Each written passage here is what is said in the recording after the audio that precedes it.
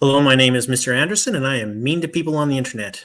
Not today, though. Today, we're going to be doing something nice to people on the internet, and that is we're doing a fundraising stream for my friend and fellow YouTuber, Dr. Deino, who is here with me. Say hi, Dr. Deino. Hello, hello. So Doc was one of the people who helped me get started when I first started my channel, which was, oh geez, it's like, what, maybe 2.5 months ago? Not that long. And so Doc helped me when he was like easily 3 or 4 times my size. I told him that, I always wanted to repay the favor. And he said, well, I'm raising money for some field work that I'm doing because I'm an actual working paleontologist. Well, working on that right now. Working on that. You're well, I mean, you're going to be working as a you're going to be working on paleontology. So I think that counts. Doesn't have his PhD, not yet anyways, but you're not untrained. You've got your bachelor's, I think. And the point is he's going out into the field to hunt for, dinosaurs that turned into rocks and dig them up. And apparently that costs money. So Doc, you've been trying to raise some money to get out there. How far are you away from your goal now? Well, so your ultimate goal. My ultimate goal is about 3,000. We are just under halfway there right now. Okay. So we're going to do our best to try and get you the rest of the way there. I don't know how it's going to go, but 100% of the of whatever's raised on the stream today is going to go to Doc. So if you guys want to super chat or do memberships, then you can do that. But the best way to do things, the way that gets him the most money, because although I'm not personally taking any of the money, if you send it through YouTube is still taking their cut. So if you do it through Venmo or the GoFundMe page, or some other cash app thing, all of which are linked in the description, then much more of the money goes to Doc. So I will be monitoring the super chats and channel memberships, and Doc is going to monitor those other two. What we're going to do tonight is a little bit different from what I usually do because it's Friday and we're having a little bit of fun and it's not super serious. We're not going to try and beat anybody's head into the wall. But we are still going to be, being critical of somebody because that's kind of what we do on this channel. And we're going to be reviewing Doc's latest performance against one Dr. Kent Hovind, which some of you may be familiar with. I have interacted with this man in the past. He debated Dok Deino, so it was kind of a dino versus dino kind of a situation. Although his is like dino as in dinosaur, and yours is dino as in Deinonychus, I think it is. Is that right? Deinonychus, yeah. Deinonychus. For anyone who might be confused, syllable. I suppose. But for anyone who might be confused in the chat, my alias on YouTube is Dr. Deino. I am not a doctor. I will not give any medical advice that you should take seriously. I do have some medical training, but I'm not a doctor. Not yet, anyway. I may go for a doctorate in paleontology. That remains to be seen. But yeah, I like to parody people who deserve parody. So that's where the name comes from. Deinonychus, Dr. Deinonychus. Yeah. So here's the way that it's going to work tonight. So we are going to be, this is going to be more of a watch party than it is like a targeted, analytical stream. We're still going to jump in and out, and I'm going to give lots of my thoughts and stuff like that. But we're also going to play with drink triggers today. So there's going to be 3 major drink triggers, I guess 5 major drink triggers. The first 3 are not dependent on chat. and they are, of course, whenever Dr. Hovind, I don't know if I'm going to call him Dr. Hovind or Kent or Hovind or whatever. Probably if, as I get drunker, I'll probably just start calling him Hovind. But just in case anybody's wondering, he's a doctor in the same way that Dr. Dre is a doctor, which is to say not at all. Not a doctor? Yeah. But at any rate, so trigger number one, which I think is probably the one that's going to do the heavy lifting and get us just smashed, is the gish galloping, which is trying desperately to change the subject, asking off-topic questions, rambling on, and just generally trying to throw you off your rhythm. So, when that happens, somebody needs to start typing,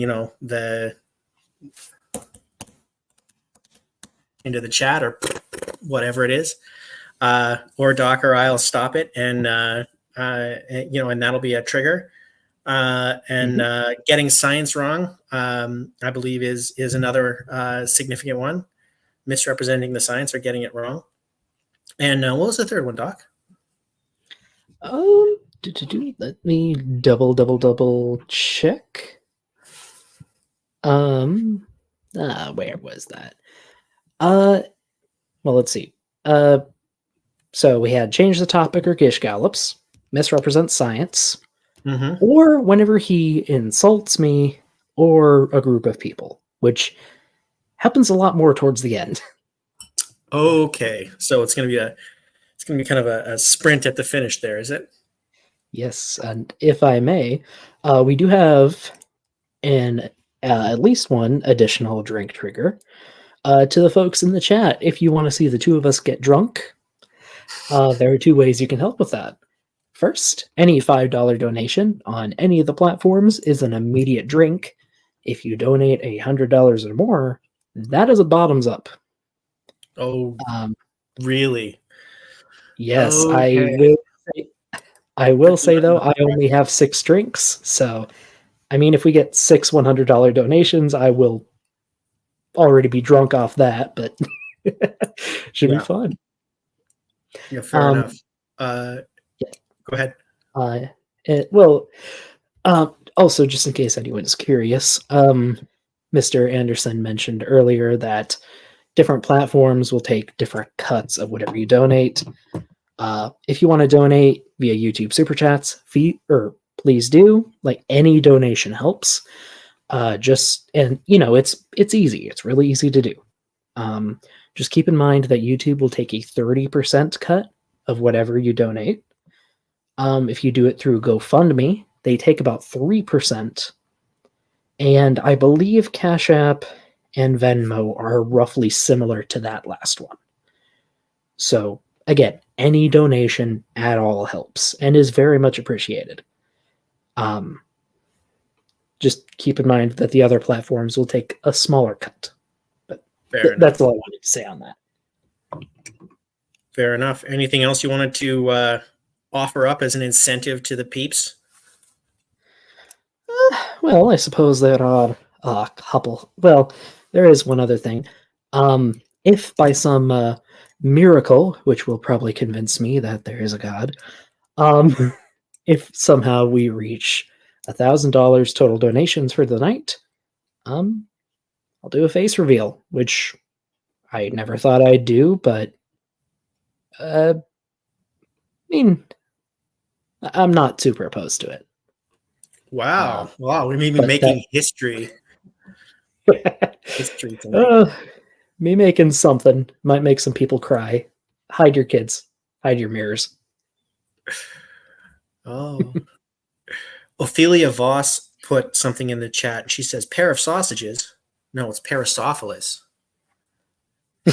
Parasaurolophus. Okay. That's a dinosaur. We know what it sounded like. It sounded like a tuba. Is that right? Yeah. Parasaurolophus had a hollow crest, and we've made models of it. You blow air through it, and it sounds like a big tuba. It's pretty cool. That's amazing. I think I did know that, but that's still very cool.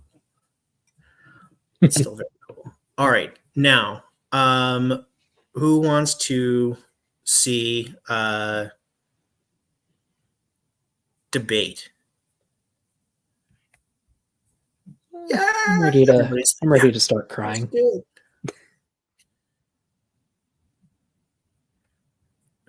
All right. Let's see what we got here.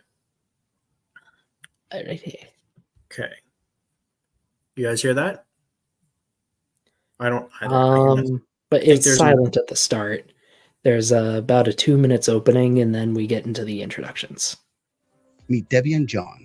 They're selling their house. No, not Debbie and John. Oh, Debbie. Real estate market, finding the right home can be challenging. Oh, I think I know this guy. I think Justin that's Haver Justin real Haver. estate team has nearly 2 decades. It is Justin Haver in our local market. Keep in mind they could maybe copyright strike for us for ads. I'm doing great. That's a thing that can We love happen. it here. They're going to copyright strike us for ads? Yes. Well, that I didn't know that. No, thank you for telling me. I would have thought Justin Haver would be happy to, be on my channel. But no, they'll copyright strike you and then take all the ad revenue for the stream. That's madness. Madness, I tell you. All right. Well, we've skipped that, and I think now we're 2 minutes into the debate. All right, let's see what we've got going on here. In Lenox, Alabama, Yes, sir. I got Dinosaur Adventureland. I got to give a tour today. Love giving tours on the Jeep through the mud puddles and all that stuff. Come on down. It's a Christian camp teaching science and the Bible, and we believe the evolution theory is the dumbest religion in the world. Dumb. Kent, tell us how you really feel. No, about it. I'm not sure. Does that count as an insult? What did he say? Well, he said evolutionary theory is the dumbest religion in the world. I think that might count as an insult. It definitely counts as an insult. Cheers to that. All right. What are what are you drinking drinking here, Doc? tonight? Oh, we asked each other the same question at the same time. I am drinking my stream, so you go first. All right. I'm drinking a new ale. It's called, it's the Sixth Glass from Boulevard Brewing Co. Sounds interesting. Nice. Smells nice. Nice. I am drinking Bal Blair 12-year-old Scotch. Ooh. Made by the finest Edgerton distilleries in Scotland. You might get wasted by the end of this. I told you that. All right. Let's do this. Okay, appreciate the intro there. Doc, it's good to have you as well. If I'm not mistaken, this is your second debate with Kent here. And round one focused on fossils. Today, we're focusing on the geologic column. So Doc, how you doing today? And also a little bit about yourself. That's correct, and I'm all right. Howdy there, folks. I'm Dok Deino, or Doc for short. What's that? Oh, just my audio sounds terrible in this, and Donnie did not tell me. So it hurts. Oh, well, there's nothing I can do about it. Unfortunately. No. I am a paleontology student, currently working my way through starting my career. Might become an actual doctor sometime soon, but we'll have to see on that. And I had an okay day. Spent most of it cleaning fossils. There you go. Sounds like an interesting day. Doc, good to have you. Kent, good to have you as well. Now, to the audience, this is going to be a 2-in-1 event. So we're going to be debating the topic for the first hour. And then the second hour will comprise audience questions. So if you do have a question, please make sure to send it in and tag me. And also opening up the mic for some impromptu Q&A live and also some discussion and debate. Once we hit the 2-hour mark, Kent is going to get some well-deserved rest, and then we'll continue here for a couple hours and just open it up for a more general open mic night on all things creation evolution.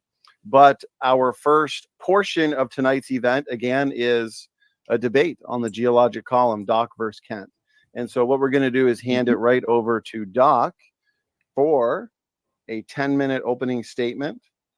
And so whenever you're ready, let me know. I can start your timer and also get your slides up if you required. Say, I just Alrighty. realized If you wouldn't mind might just get it might get a little confusing having me on this stream and that stream. So It will. whenever I want to say something here, I'll just go bing, bing, bing. Because Okay. I don't think I say that anywhere in the debate. Also, maybe we should pin the links to the donation, like the places people can donate in the chat. Oh yeah, sure, I can do that. No, Gigi in chat is saying I need auto tune. Oh dear. I hope it's not too bad. Oh, I think that they may just be giving you a hard time.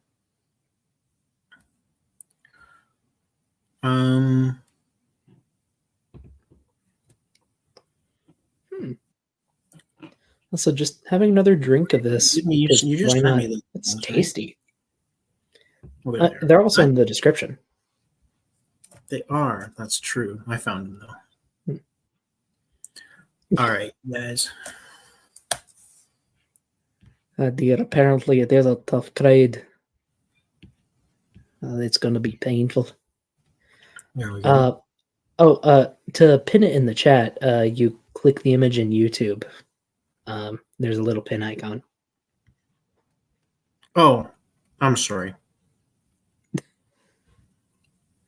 I don't. It's all I right. don't. It's just people can't click it if you do it in StreamYards. Alrighty. Let me figure this out. I can do this.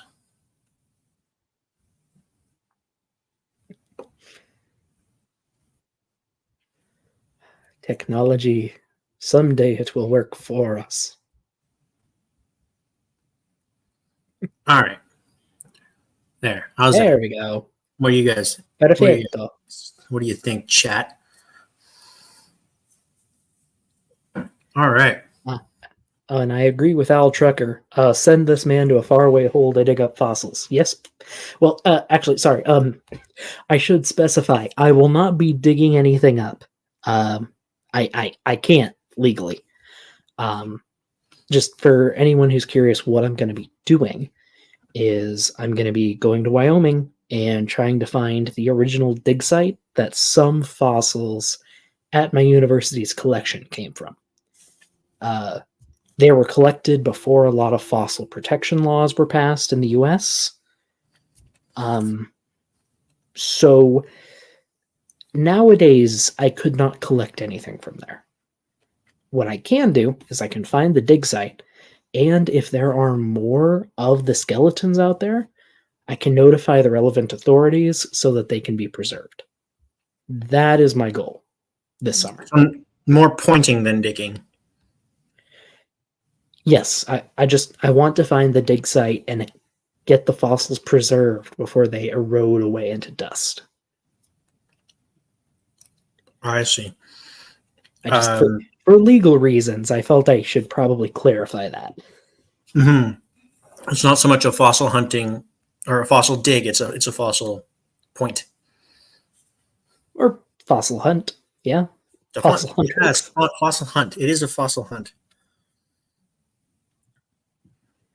All right. That is all. Oh, Gigi was asking about the dog. It's called canine venereal or canine venereal tumor disease, something like that. Something like that. Yeah. Canine transmissible venereal tumor, CTVT. Canine transmissible venereal tumor. It's an actual dog. Hang on a second. Yes, it is still genetically a dog, isn't it? Like whatever it is. It just lives as a single-celled parasite. Yeah, there was a dog probably something like 9,000 years ago that got ovarian cancer. The cancer did something very unusual. It hitched a ride when that dog was having sex with another dog. The cancer then was able to evade that new dog's immune system and begin growing and living as a venereal disease in the new dog, and has been spreading as a venereal disease, as a parasite, basically as a pathogen, ever since. And it's been doing that in lots of different dogs. It's not the only example of a transmissible cancer. Just the most sort of famous, I guess. The other ones are, they have the same thing has happened in Tasmanian devils, except it's not sexually transmitted. It's a facial tumor. Right, they devil transmit facial it by tumor biting, disease. don't they? What's that? Yeah, because They they bite and transmit it by scratch each other a biting. lot, because they're Tasmanian devils. There's also one in clams, actually, and there's one in a Really? species of gerbil or hamster, I think it is. Yeah, so there's at least That's 4. interesting. Yeah, but I mean, it's very unusual. It's rare, but that's the thing. Yeah. So when people say that dogs produce dogs every time, no exceptions, or when certain particular people say that, the irony is that that is factually incorrect, and he has been told this. Yes, Icarus, exactly. A dog literally brought forth a non-dog. So And in same one for a single generation, non-gerbil, I guess. single leap, a dog became a single cell parasite, parasitic venereal disease. So, that was when I got to be asking Dr. Hovind whether he could tell the difference between a dog and a venereal disease. And he's like, so the dog is living other dogs. And I'm like, I don't know if you really call it a dog anymore, but I mean, I guess like genetically it's a dog, right? But that's not this debate. That's my debate. That's a different debate. I wonder how the baraminologists would deal with it, if they'd even try. I don't know. I think they might not. They might not. Although, that said, I did just have an idea. To the folks in chat, any super chat you send in that asks about dinosaurs or geology or how creationists misuse them, I will answer to the best of my ability. So if you want to ask any questions about any dinosaurs or rocks or stuff, please feel free to ask. Those can be pretty fun. There you go. And you know what is interesting, Doc, is because I only recently got monetized, right? So the first super chat to come in will be the first super chat, period. Ooh, that's pretty cool. So to the people listening, that means if you want to be the first to send a super chat to Mr. Anderson, you better hurry, or someone else will beat you to the punch. There you go. Oh, and then you have to fight to be the largest super chat he's ever gotten. So keep that in mind.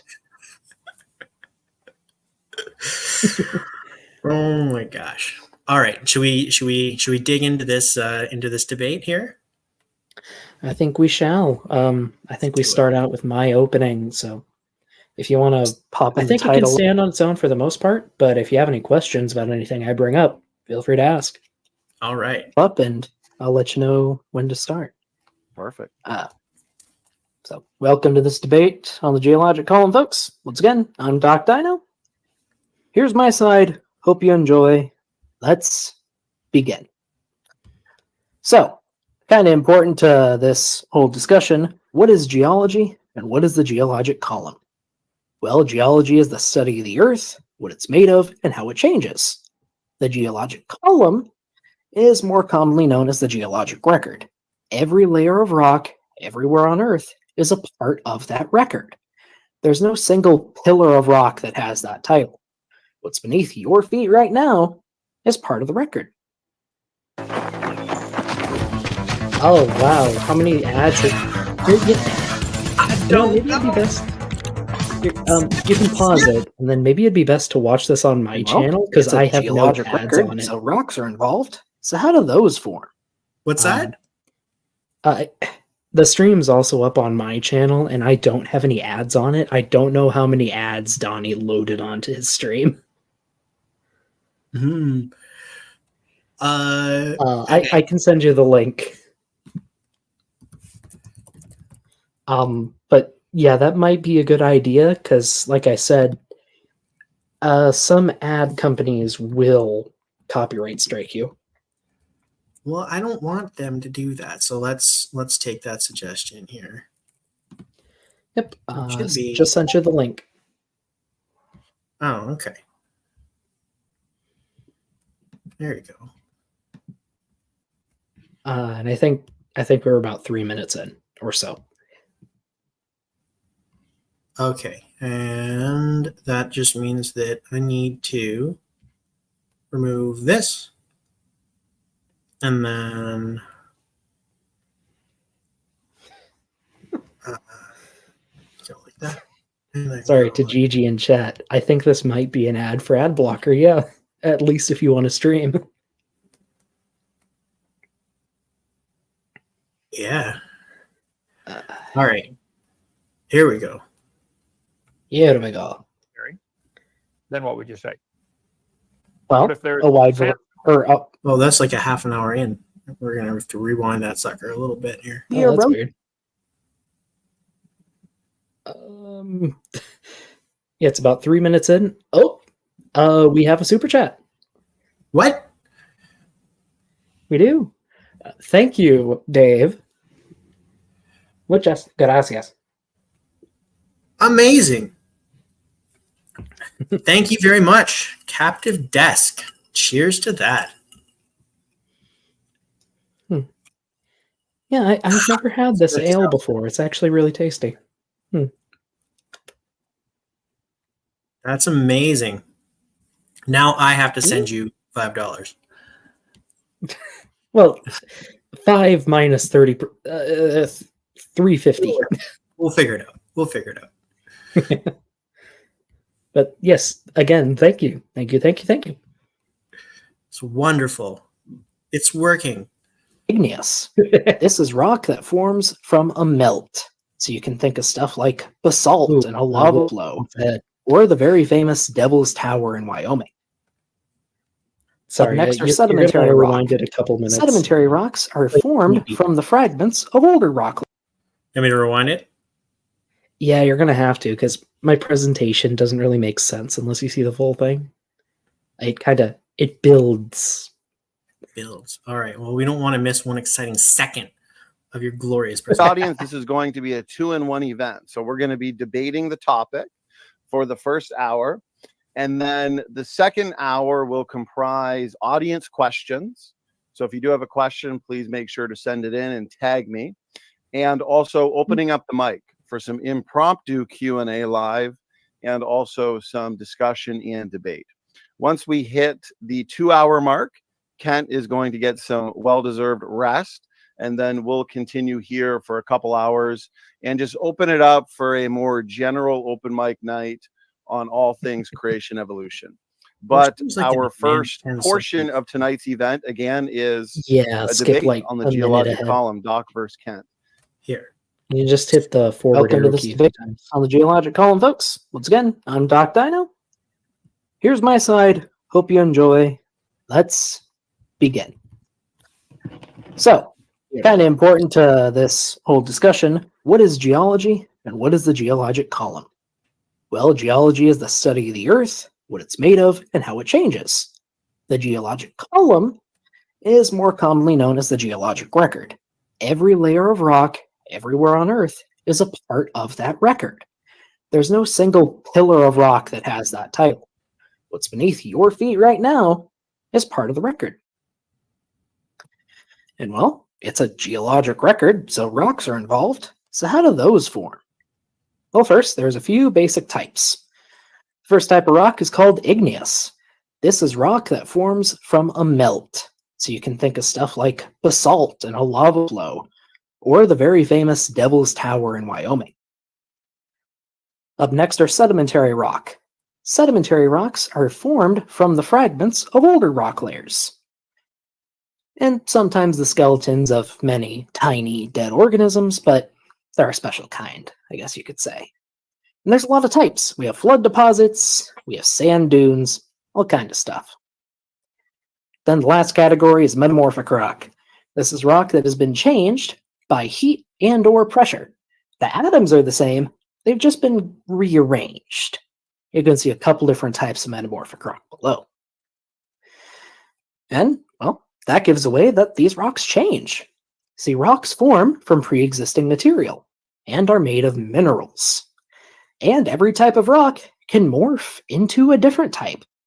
It's a really complex web of relationships, referred to as the rock cycle.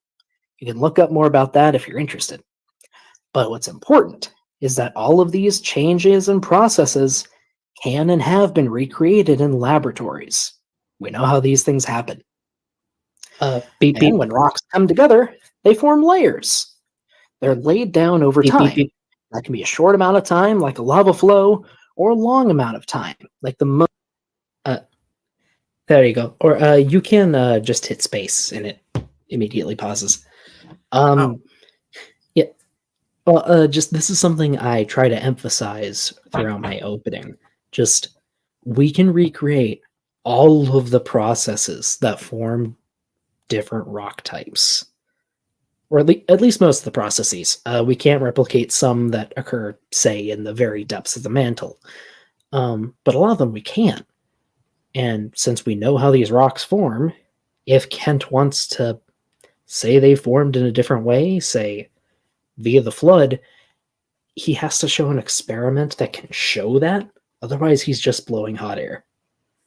And I forgot to share my presentation with Donnie, but in the presentation, I had sources to all of this. Well, you know what? You can share it with me and I'll post it in a link, and then for posterity's sake. True. Well, okay, I think I had all the sources in there. There might have been... there's at least a bunch of sources. But yeah, I can share that with you. We'll do that later. And, yeah. You can go ahead and hit play. Spacebar isn't I working at want all. to explain that kind of, since Why? this is a debate review, I guess. Mud at the bottom of a lake. There we go. Sedimentary rocks in particular can form in a wide variety of ways, all of which are very diagnostic. So if we look at a sedimentary rock layer, we can get a good grasp on its depositional environment. That's where and how the rock formed. And as long as those conditions stay consistent, the rocks will form a continuous layer. Those conditions that form different rocks are very well known. They can be recreated in the lab, and most of them can be observed forming in the field. And I said there are diagnostic characteristics. Some of them are like the size of the particles, like are they clay, sand, or boulders, how uniform they are, and if there are structures preserved in the rock. Believe it or not, we can see preserved ripples or mud cracks. Whole bunch of different things. And these rock layers, just like the rocks that make them up, change as well. They can move, they can be buried and squished, they can be pushed around and broken, cooked by lava, and they can be eroded, in part or in whole. Over on the right there is a really good video illustrating how mountains are made and the layers within the mountains. It's going to play in this experiment, but we're going to move on. So if we know how rocks form and how they change, we can figure out their history, right? Well, over on the right side of the screen is something called a block diagram. Block diagrams are a drawing of the rocks in an area and how they conform to one another, how they match up. And by looking at diagrams like these, which are reconstructed from the field, we can figure out an area's history. As an example, let's look at layers C and E. When were those made? Well, we probably can't get an exact age, but we can figure out how old they are compared to the surrounding rock. See, this red arrow here points to an erosion line. That line cuts off the top of this pink granite, and layer C is on top of the line, meaning that layer C formed after the granite, because it's sedimentary rock. Had to deposit on something. And then we have this structure here. This is called a volcanic dike. Volcanic dikes are big tubes of magma that punch up through a bunch of different rock layers. but they need rock layers there to punch through. That means that layer C here had to form after the granite, but before the dike. And then we have layer E up here on top of it all. What this tells us is that the granite formed first, then layer C, then the dike, then layer E. This process is called relative dating. It's kind of like saying that Kent is older than me. It's like saying that Kent is older than Donnie, and Donnie is older than me. Therefore, I am younger than Kent. It doesn't tell you what our actual ages are, but it just says that I was formed more recently.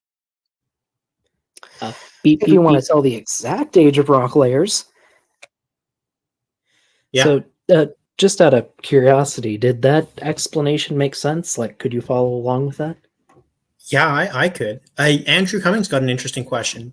He wants to know how it is, or whether or not dikes can form in the middle of these layers if they're still saturated with floodwater and just deposited. So, that question might be sarcastic. well, it is kind of sarcastic. The thing is, if the layers were saturated with water, the heat from that magma would cause a lot of it to evaporate into steam, and it would transmit a lot of the heat throughout the rock, like metamorphosing it. So you would see a huge, like, just halo in the surrounding rock.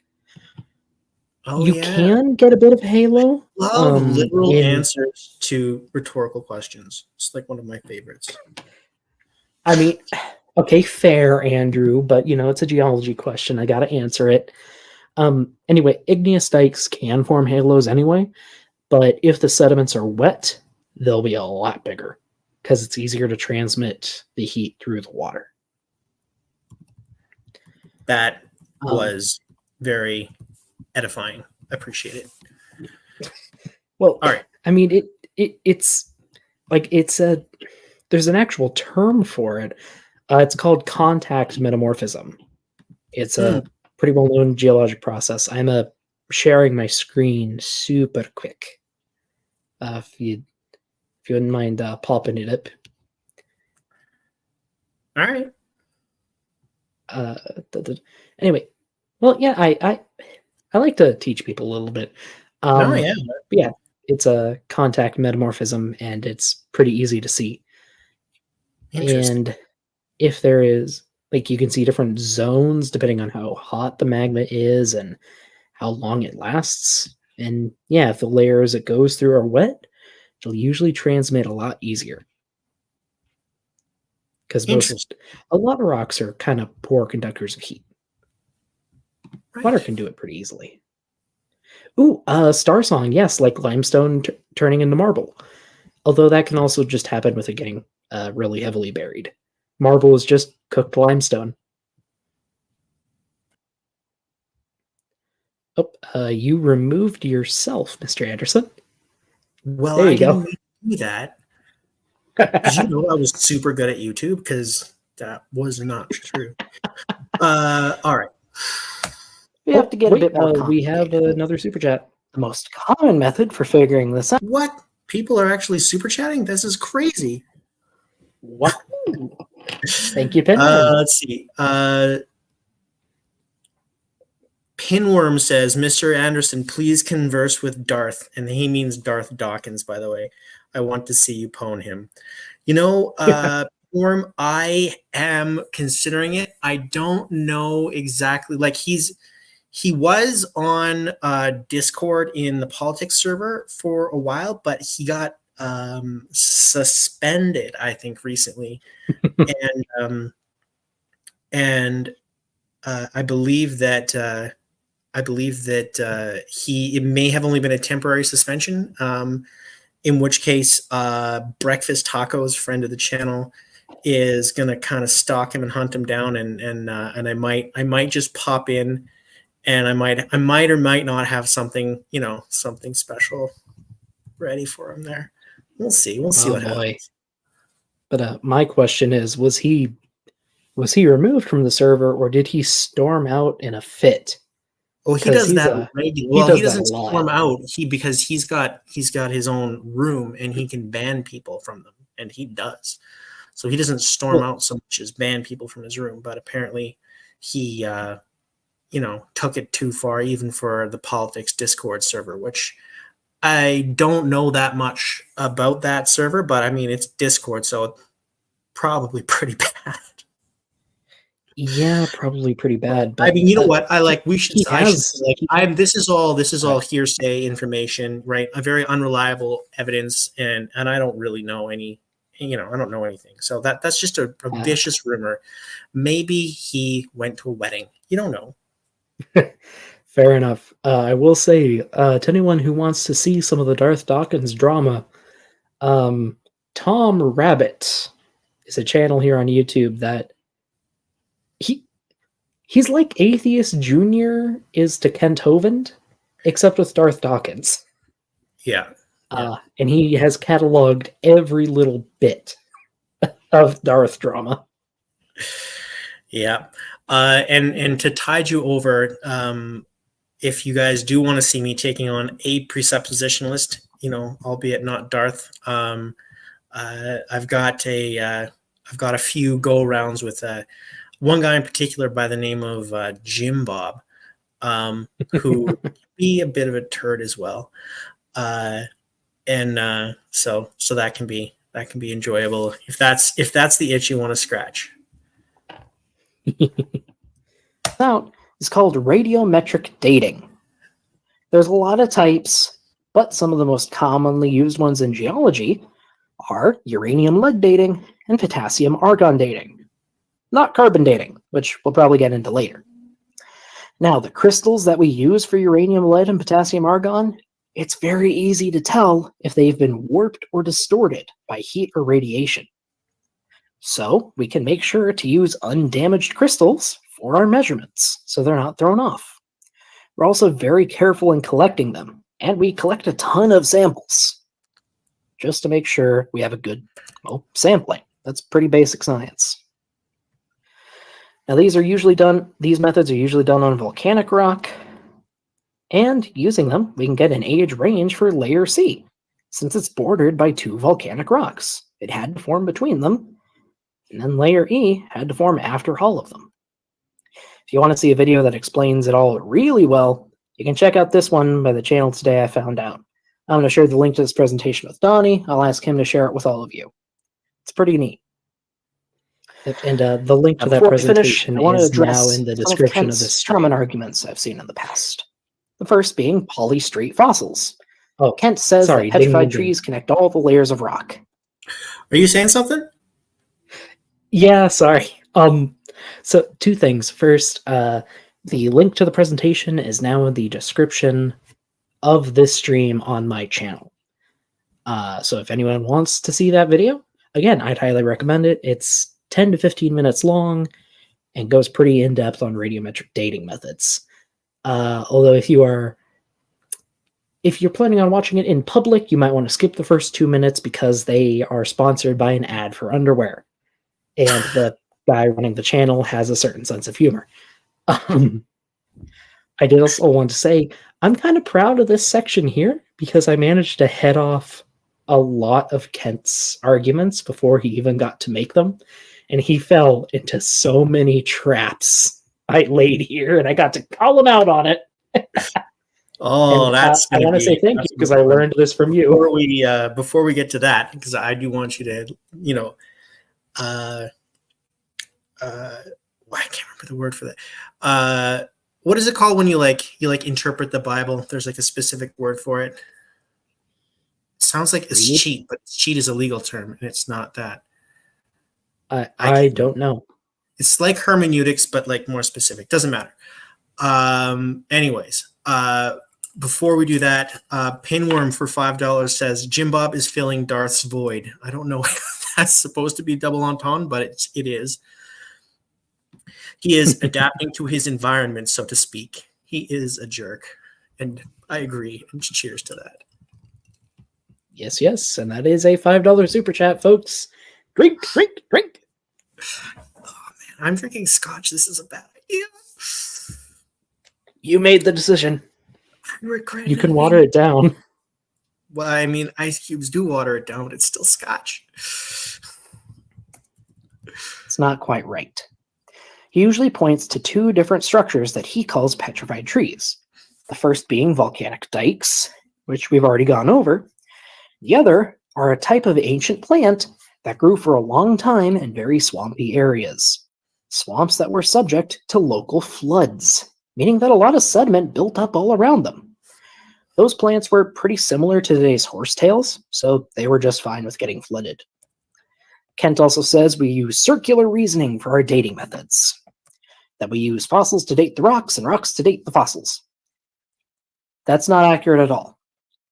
Rock layers are not officially dated by fossils, but their age can be guessed about by the fossils they contain. These ages are not considered official. They're guesses, a stand-in for until we can do actual dating. He also says we don't know if radioactive elements decayed at the same rate in the past. That's not true either. Radioactive elements release heat and radiation, and if those processes occurred faster in the past, we would have a lot more broken and warped crystals. We can say this with certainty because we can make those crystals in the lab and subject them to heat and radiation. Now, especially if Kent wants to say that the necessary decay occurred in the last 6,000 years, the world would be a ball of lava. That's part of what's called the heat problem, and there's no natural mechanism that could remove all that heat. Now, lastly, Kent says that all of the rock layers were deposited in the flood of Noah. That's not quite accurate. This right here is a flood deposit. We know what these look like in the rock, and we don't see them all over the earth, especially the type of flood that a global flood would be. This right here, this flood deposit is a basic sequence of layers that anyone familiar with geology should be able to recognize. And they should also recognize that what we see all over the world is far more complex. The complex set of sedimentary, metamorphic, and igneous rock layers don't follow the simple process of a flood deposit. And we know that because we have flood deposits of all sizes, from little splashes to mega floods that covered multiple US states. And every flood follows that exact same pattern that we don't see all over the world. Thank you for listening. All right, Doc. Thank you very much for that 10-minute opening statement. Ding, Good ding, ding. timing. I do appreciate it. To the audience, anybody just joining us. So just out of curiosity, what'd you think of the presentation? You know what? That was pretty good, actually. I liked it. Yeah. I mean, I'm not usually as many know, I'm not a big fan of the opening presentations, but I thought that one was really good. Actually, I really liked it. Thanks. That was really well done. I think heading him off at the pass with that stuff at the end was good technique. That was wise. That is a wise. Sorry. This is after you and I started talking, and I tried to incorporate some of the lessons you taught me. I wanted to build a framework for the audience to follow along with so they could see my logic and how I was building things up. And then just show how Kent's common arguments don't quite hold up to that. And throughout the debate, we'll see I keep reminding him that I already talked about this. I already built this up. This isn't an argument you can really use. You're just making yourself look like a fool. And he keeps falling for it over and over again. It's great. I mean, that's the beauty of, getting ahead of these things, right? Stealing thunder. Got to steal thunder, right? Yeah. And now we get to his opening where we'll probably have a lot more drinks. Oh, man. At the hour mark, we will be taking some questions and opening up the show for some open mics. So stay tuned for that. Okay, Kent, we're now going to hand it over to you, and you have 10 minutes. Go ahead. All right. Well, thank you for having me tonight. I take the position, like I have for many years, there is no such thing as a geologic column. Drink. Yeah, and keep in mind, folks, Kent misrepresents the quote-unquote geologic column. Now, someone in the comments did kind of correct me that there are places on Earth where you can see representatives of most of the time slices of Earth, but I didn't want to use those because I figured Kent had already heard them 100 times, and he probably had counters ready for them, even if they were weak. I wanted to do something kind of new. You know, you do have to pick your battles, and in fairness to you, like technically speaking, there is nowhere where every single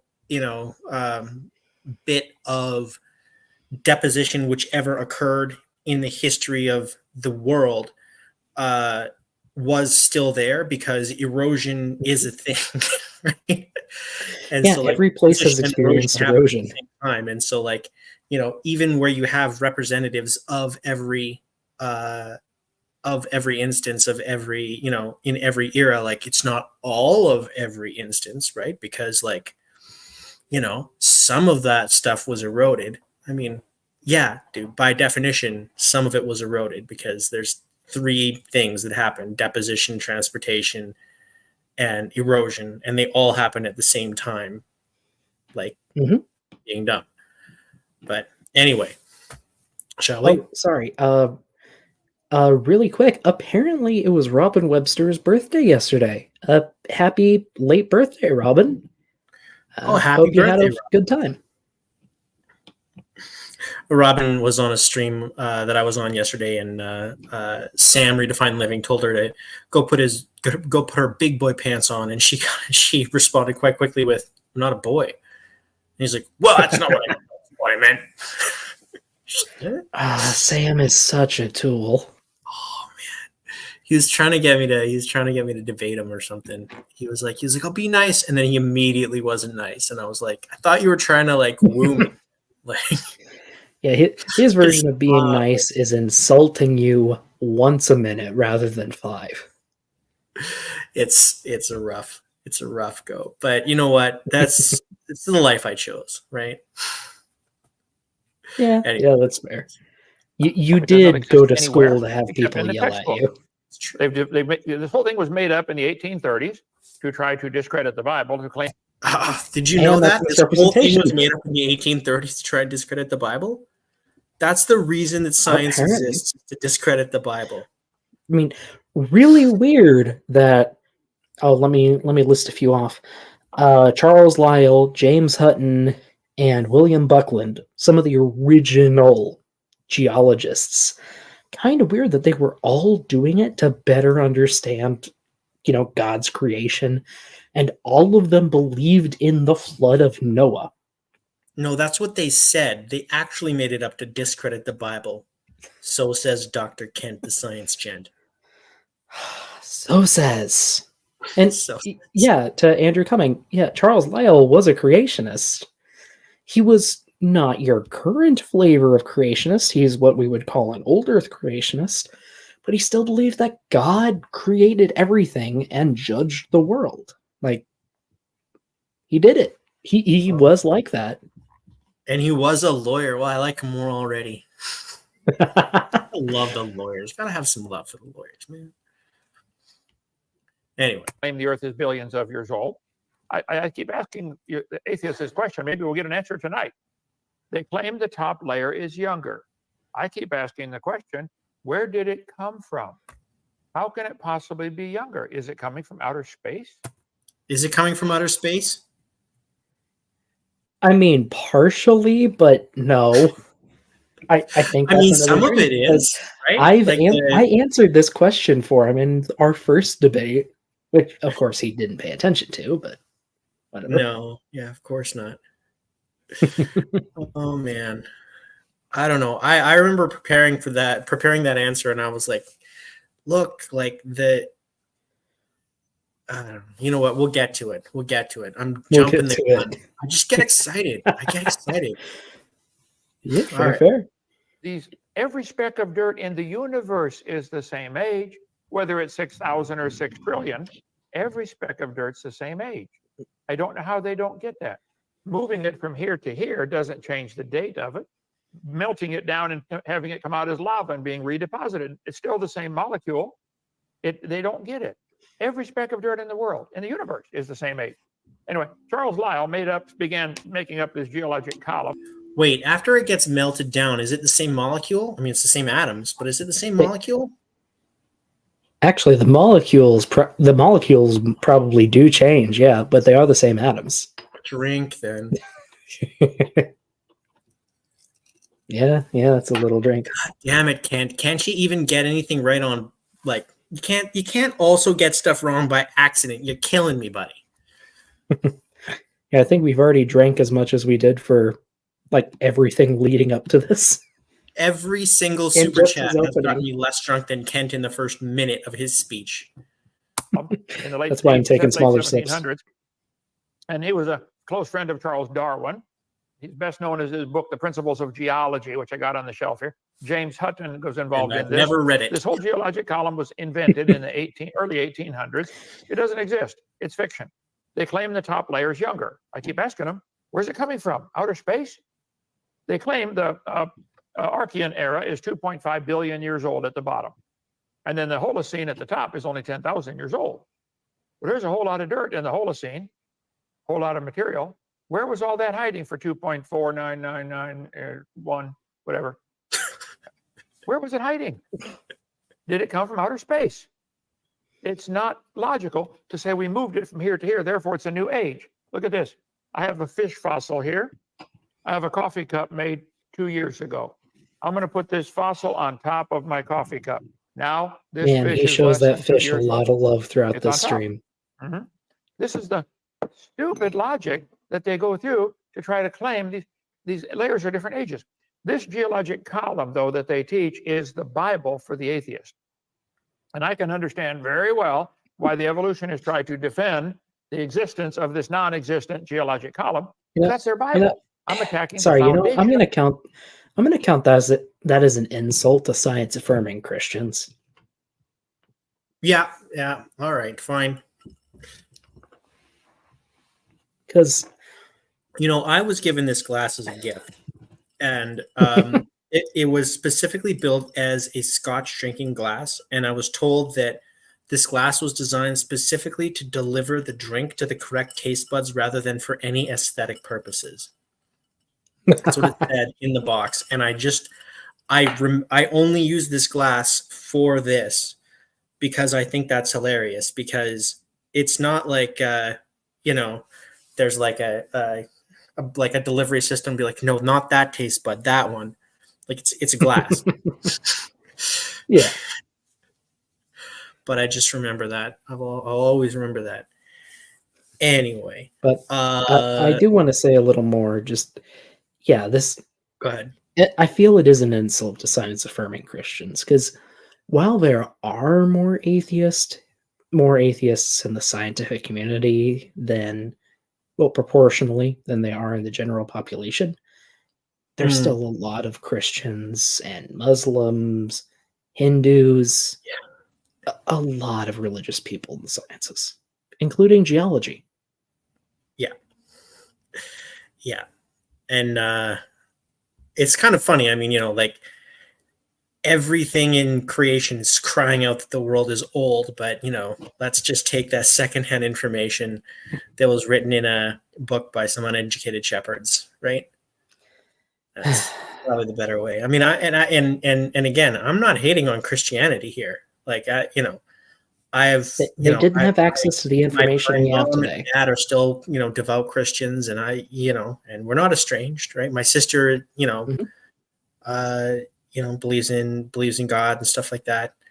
I'm not hating on Christians. I got a ton of respect for for people who believe, but just like don't deny science. Then like pick a version of Christianity that doesn't spit in the face of everything that the God you believe in created. Yeah. Yeah. All right. Of their religion. I know that full well. I intend to keep doing it. Okay. No such thing. This guides their thinking through life, through the world around them, through history. They think, well, back in the Cenozoic era or back in the Jurassic period, there's no such thing as a Still Jurassic in the period. Cenozoic. Ugh, there's no such We're thing. still as in the a- Cenozoic. Well,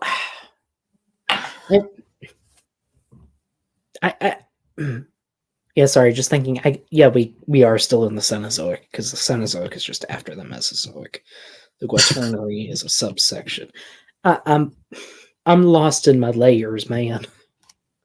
I don't know, but I do know that it's probably wrong. If he says it, it's like it's almost like a compass. Like you could use it as a compass just by like, if it's pointed in that direction, that's definitely not north. Yeah. No such thing. If you get a jar with sand, rocks, clay, water, shake it up, it'll settle into layers. Somebody needs to get like their editor and just get like a meme of him, doing that. No, that I bet AJ would do it. I bet he would. But this example, Kent, this is what happens in a flood. It produces layers like this. We don't see this in the rock record everywhere. This should be all we find. He doesn't get it. Well, I think he does get it. He refuses to acknowledge it. Yeah, and there's some of his misunderstandings on accident, some of it's or by accident rather, and some of it's on purpose. Yeah. In a few minutes, are the layers different ages? No.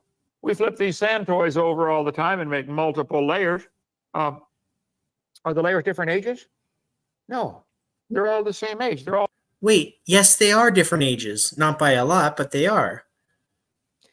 Yeah, just saying, this one formed first and then this one. Even if it's a short time difference, there's still a difference. Yeah. Yeah. All right. Anyway, I just all in here at the same time. This thing made, gee whiz, 25 layers in just a couple minutes while I sat it here. They're not different ages. I don't know how you cannot understand that. How can the top layer be younger? Is it coming from outer space? There's a good article on creation.com. Does the geologic column, does it exist? Anywhere. Let's see. The global stack of index fossils exists nowhere on Earth. Most index fossils do not usually overlie each other at the same locality. So even those in places where all the systems have been assigned, the column is still hypothetical. Locally, many of the systems have not been assigned index fossils by the index fossil contained in the strata, but indirect methods to take the column for granted. You can read the whole article for yourself on creation.com. He mangled that, didn't he? I don't think he read mangled that. the source that agrees with him. First, lovely unbiased source, Kent. Yeah, that I'm sure follows the evidence accurately. Second, learn to read again, please. Not every index fossil can be found at the same place in the same vertical column, right? Now, I mean, the rock, because I might find this index fossil over here, and this index fossil I find over here. So they're, and those two layers, they do overlap, but the index fossils are not above each other. So the Earth must be young, right? And occult Nino, or Nino, might be Nino, points out that, if all the index fossils were in the same place, then that would be more indicative of a flood. Or better yet, if they were all mixed up together and, and not index, and didn't show a sorting pattern when they're mostly all seashells, by the way, anyways. That would be more indicative of a flood. But I should have asked this about Kent, or I should have asked this to Kent. Whatever sorting method he chooses, why do we have any shellfish above birds in the rock record? Why do we have any of them? Because you can't choose by habitat, can't choose by mobility, can't choose by intelligence. They lose out on all of them. But we find them regularly above birds because we find them in Cenozoic strata. Flying clams. Flying shrimp? Butterfly shrimp. Think about that. Butterfly shrimp. There you go. I did not consider that. I did not.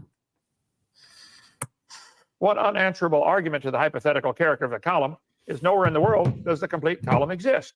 And he will argue, oh, yes, it exists in North Dakota, et cetera, et cetera. If you add up the total thickness of these different layers that they're supposed to be, North Dakota has, I think, 10 or 12% of the geologic column.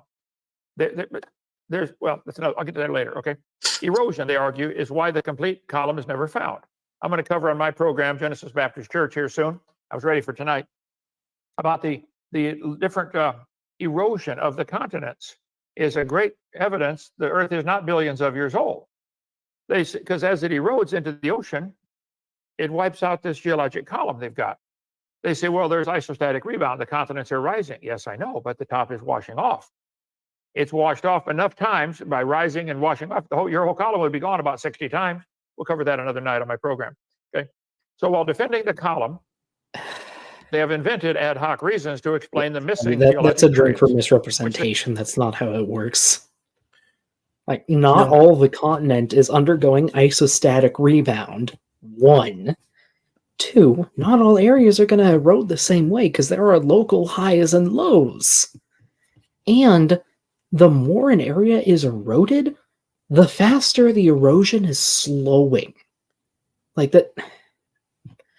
This is something I didn't really appreciate until I took sedimentary geology, but like the erosion rate in an area is inversely correlated with thinking of it in my head, is inversely correlated with how much erosion has taken place. It's like if you have a really high mound of dirt and you let it erode, the rate of erosion slows down because you're losing more material. There's not as much there. The slopes aren't as high. It all works together to slow it down until eventually it barely erodes at all, but there's still dirt there. Just really pause for a second. I think there's an interesting question here about whether or not Kent just gish galloped himself with that last one when he started talking about North Dakota and got in trouble and then like changed the subject. I'm not sure whether we allow that in the chat. Put a 1 if you think that was a gish gallop and a 0 if you think that was not a gish gallop. I mean, it was a shotgun of points. I think we can count it. No, we're gonna let a chat drink anyway for misrepresentation. We're gonna let chat this. Oh, BTF Wayne, you bastard.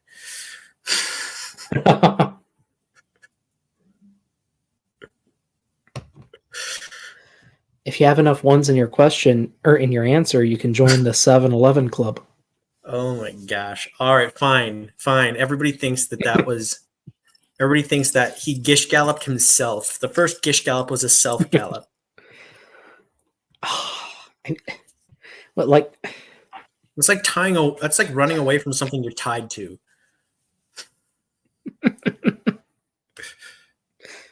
He's chasing his own tail.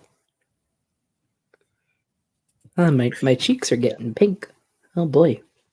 Well, Occult Nino asked tasty. whether he said, I heard you tell Kent that Jesus isn't wrong. It's just Kent that's wrong. Would you ever go so far as to call Kent a liar during a debate?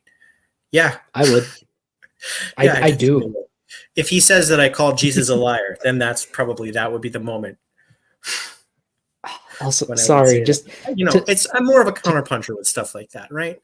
I'm not going to go out of my way to punch an old man in the face unless he swings first, and then if I slip that jab and my counter cross comes over his shoulder, then whose fault is that, right?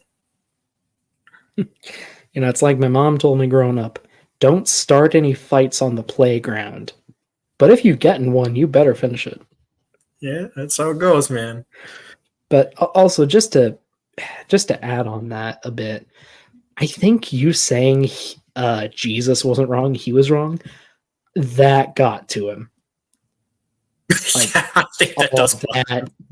that got to him. Because Well, the thing is that, like, you know, if not a he raging loves that. He narcissist. loves that line so much. He's like, "You're telling me that the Bible is wrong." No, I'm not saying the Bible is wrong.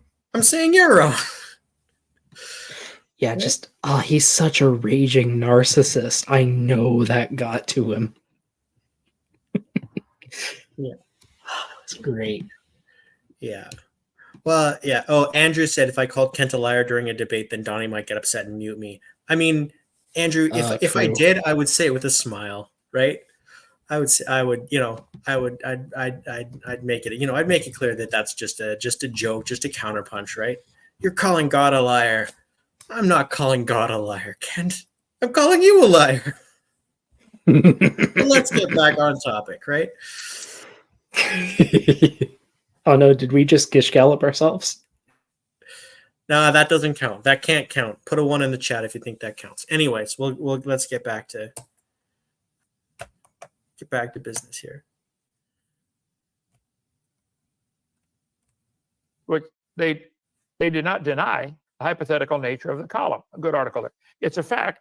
The Earth has layers of rock. Nobody argues about that. The evolutionist says these layers form slowly over millions of years and they're different ages. The creationist says, hey, these layers are all from the flood of Noah. All happened in 1 year. They're tidal marks. The moon pulling the tide up and down, up and down. If the Earth were covered in water, like during Noah's flood, the tide would not be banging into continents, getting interrupted, so the tide could become harmonic. They've done studies on this and say if the Earth were covered in water, and there's plenty of water out there to cover the Earth, okay, 1.5 miles deep. If the Earth were covered in water, then the tide would become harmonic and go up and down about 1.5 miles. I'm sorry, go up and down 200 feet. It'd be 1.5 miles deep. The water would go up and down 200 feet. Now, I want to know where he gets that from. Yeah, want to know where I the don't know. math Well, is actually, from on that. I can tell you a little bit about this one because I was like, that sounds interesting and weird, and I looked it up. And so the short answer is cheers. Right. The long answer is no. So it's interesting, right? Because, the Earth is spinning at like, I don't know, pretty darn fast, right? And so it's like, well, then how come, why is it the case then that like this tide doesn't become like this gigantic wall of water that comes in at supersonic speeds and smashes into the coast like 3 times or 4 times a day or whatever it is, right? And the answer is it does, but it is so like gradual, right? So like this water is moving in sideways very, very fast, but it's a micromillimeter at a time, right? So you don't actually notice that the water is going up, but it doesn't become a wall of water because it's so spread out. And the thing is that harmonic tides is not something that happens in the open ocean and is not something that would happen at all if there were no continents in the way. Harmonic tides are a phenomenon that are common in places like the Bay of Fundy, right? Where the time that it takes for the whole bay to drain from high tide is about the same as the amount of time it takes for the Earth to turn 1/4 turn. And so that's what a harmonic tide is where like there's 2 different processes that are reinforcing each other, right? So the tide's kind of coming in and getting the extra push from the shape of the bay at the same time. And so that causes the tide to be higher, right? And you can get really high tides in places like the Bay of Fundy, where I don't think it's 200 feet though. I don't know how high it is. I think it's like that high. I think it's like 10 to 15 meters in some places. Right, which is well, I guess that might be 200 feet actually. 10 meters. 10 meters is about 32 feet. 10 meters is it's 30 feet. Yeah, so that's like I thought it was like 30 or 60 feet, not 300, but I don't know. I don't remember. But at any rate, that's what a harmonic tide is. And it's not what happens like when there is no land. What happens then is not that you have like these small, narrow, like very, very high waves. What you have are really, really big, flat waves that spread out Mhm. really far because there's lots of space and there's nothing holding it in and pushing it upwards, right? Like that's why we had to drink there. The water's coming All up right. 200 feet for a tidal surge. Where's all the water coming from to fill the bump? Sideways. You It's the sideways just movement said of the it. water that I'm made sorry, all the layers he that just lay on said the it. Earth, or It nearly comes all from of the them, other okay? parts of the They're moving ocean. back and forth. The water going back and forth Well, is going to actually, make sorry, pause, hundreds please. and hundreds of layers. Like Where did all that water come from for the tides? Space? Ugh. Technically, yes, I'm, but I'm gonna sue you. approximately That's a no. lawyer term. His like he answered this already. Like some of the water does flow in from other areas, but also like the reason there is a tidal bulge, or at least part of it, is because the effect of the moon, at least as far as I understand it, lessens gravity on that side of the Earth, so the ocean is less depressed. It's very slight. Not. Isn't that I part mean, of it? it's basically like it's the moon's gravity tugging on the water and pulling it towards Yeah, the so moon. it lessens the net gravitational pull from the Earth. I mean, it doesn't. Well, I guess if you want to say net, I mean, really, what is happening Yeah. is that there's it's the same amount of gravity is pulling the water downwards, but there's also another source of gravity which is pulling the water in the other direction, right? Yeah. But whatever. Sorry. Yes, the net gravitational pull towards the center of the Earth is less. Like we agree on that. Yeah, sure. Okay, that's what I meant. Like the Yeah, sure. effect of the Earth's gravity is less, so it compresses the ocean less in that area. I guess you can think of it that way. Sure. And that might only be, I don't know, 0.1%, if that. But if the ocean level in that area raises by 0.1%, that's still what? Like a meter per 1,000 meters, and some parts of the ocean are how many thousands of meters deep? So it builds up. Yeah, it doesn't have to necessarily do with the depth of the ocean, though. It's really got to do more Okay. with the shape of the. Doesn't matter.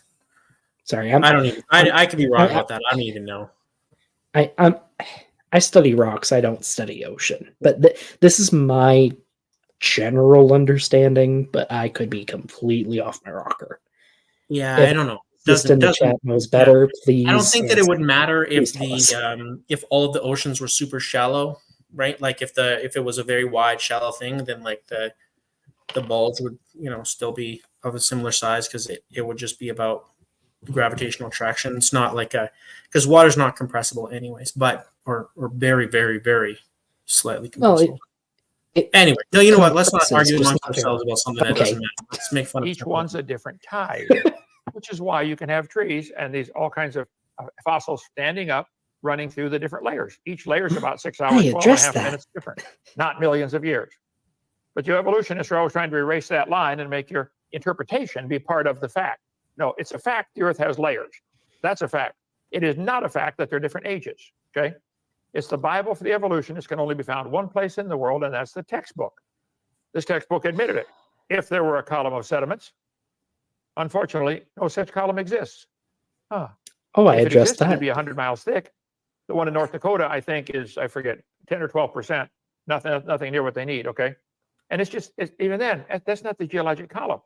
It's just the layers that they hope can happen, the sandstone, shale, slate, etc. It's a lie. Lie number 7 on get my video number 7, get the whole video, video number 4. Lies in the textbook from the Creation Seminar Series, $50 for them. Is that even DVDs or is that a VHS? Oh, that looked like a VHS case. Nobody has DVDs anymore, but nobody definitely has VHSs. Oh my God, Kent. Like, I don't think you can even get like something to plug into your computer for a tape. I don't think so. The whole thing, 18 hours. You can watch it, copy it, send it back, get your money back, minus shipping. Okay, can't beat that. Article, detailed examination of the young Earth creationist claim that the column does not exist. It is shown that the entire geologic column exists in North Dakota. Talk origins. Or you can read the article I just referenced a minute ago. There to go. Right here, creation.com deals with the North Dakota site. Okay, if you want to talk about that. Let's see. I'll get up here a little further. Right here. You didn't even need to talk about it. He talked about it. There is no question the Earth has layers. I live in a gravel pit. We have all kinds as part of my tour. I give tours every day, drive the Jeep around 140 acres and show the different layers and strata and erosion marks. There's no question the Earth has layers. I taught Earth science for 15 years. I agree. The Earth has layers. No, Are they different Kent, you ages? lied to Maybe kids by a in a few hours, church. by the flood, the tide. These are tidal surges doing this. We have salt domes that push up through the layers. You can study all that in Earth science class. There's no question the crust of the Earth Yes, is pretty they're very complex. well It's gone through understood. Sorry. Index fossils are found out of order all over the place. And they'll say, well, that area flipped over. They've always got an excuse for why it isn't what they want. Okay.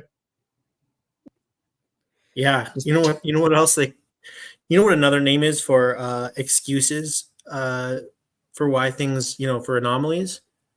Well They call understood them and supported reasons. explanations. Yeah, they call them reasons.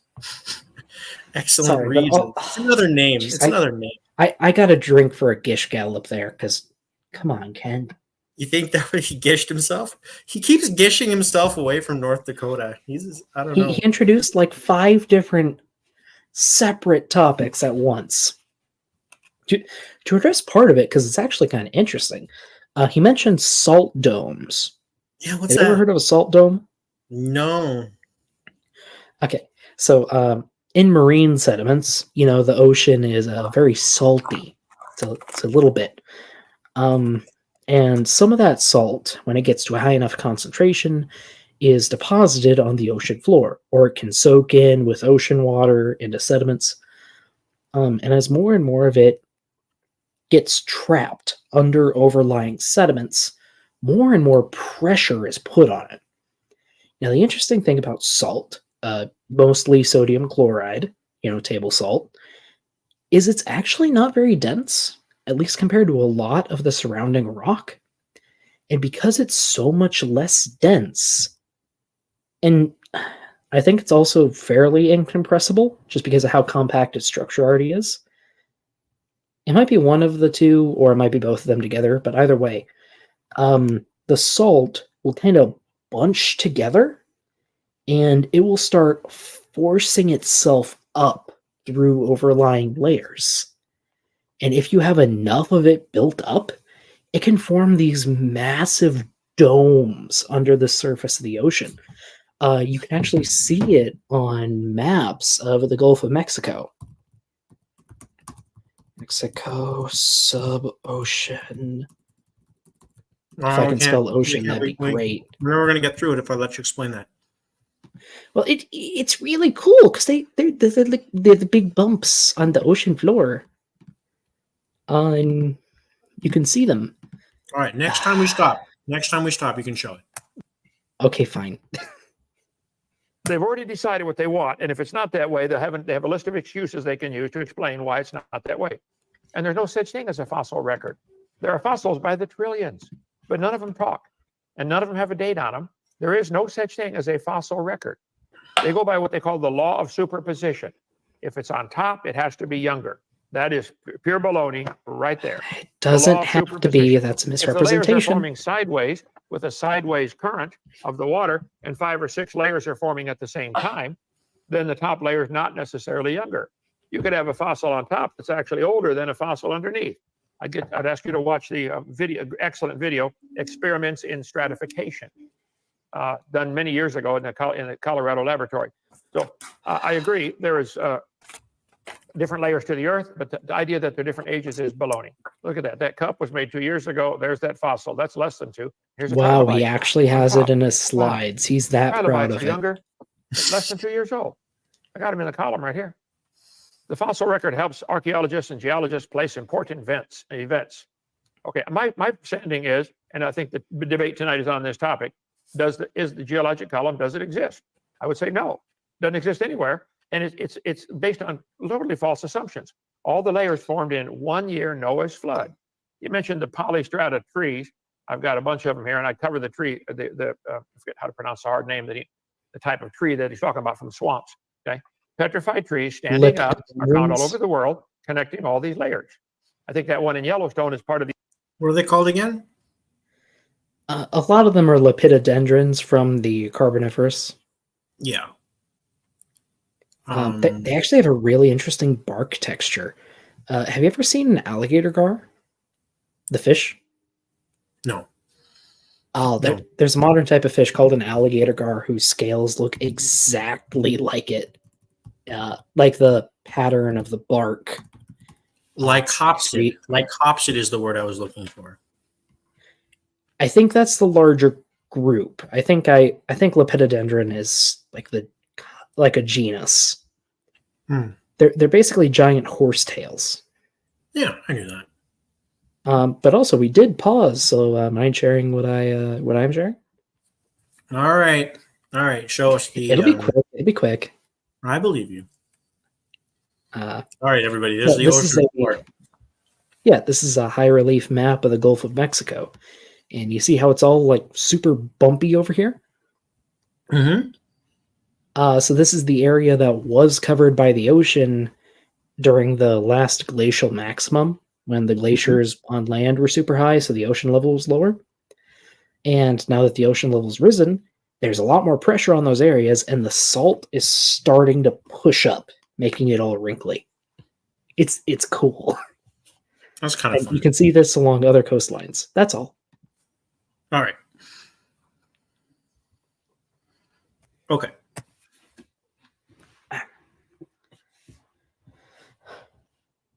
You do have to share it again, the stream again.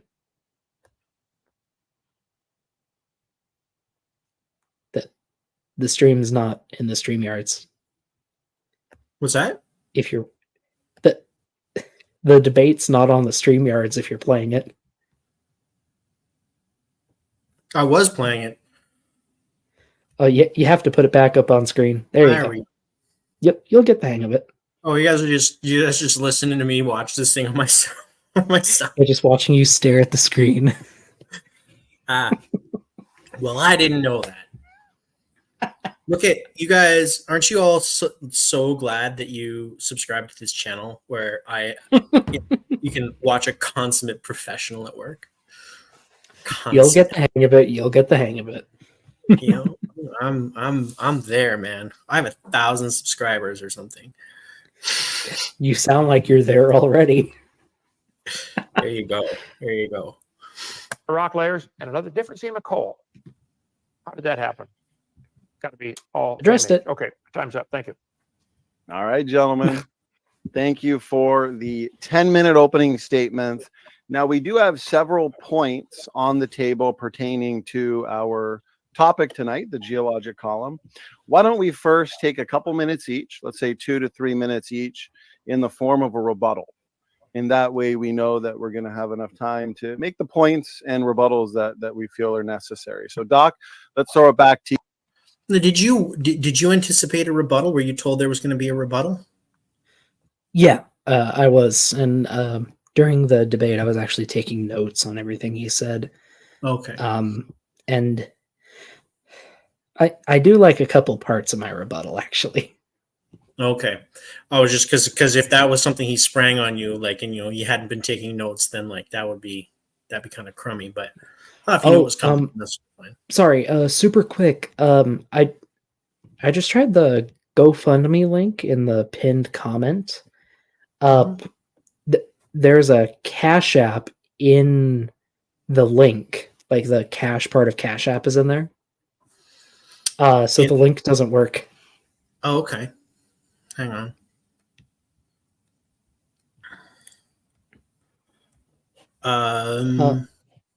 Also, Pragmatic Crystal catches alligator gar all the time. Neat. I've heard they're pretty gnarly fish. This is in the description. In the pinned comment, the Like the cash part of um, Cash App is smushed into the link for the GoFundMe. Okay. If you just post it again, but put a like extra space. Let me try. I meant to try and put that. Okay. There. Well, Try the cash is still in the link. There it that. is. Better? Yeah, but you have to pin the new. No, I know. I got you. I got you, fam. Okay.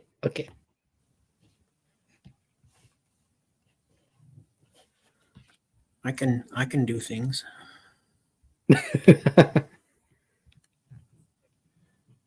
All right.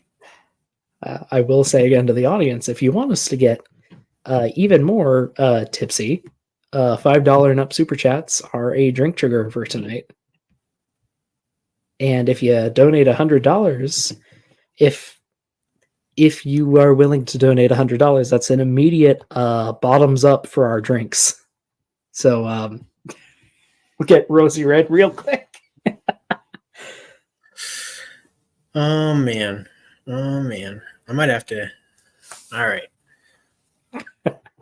All righty. Let's do this thing.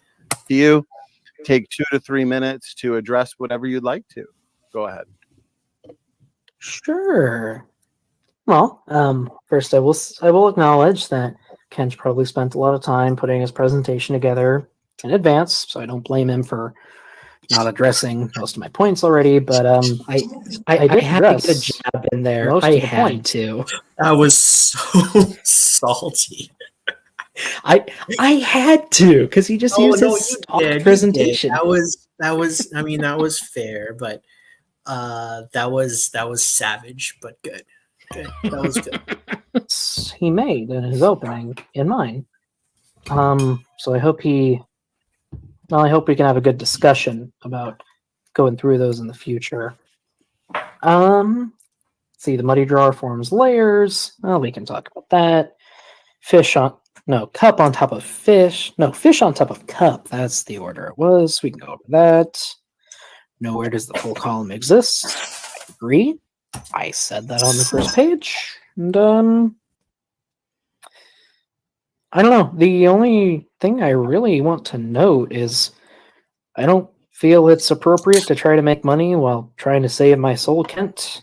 Don't really appreciate you shouting out your $50 course. Other than that, I'm good.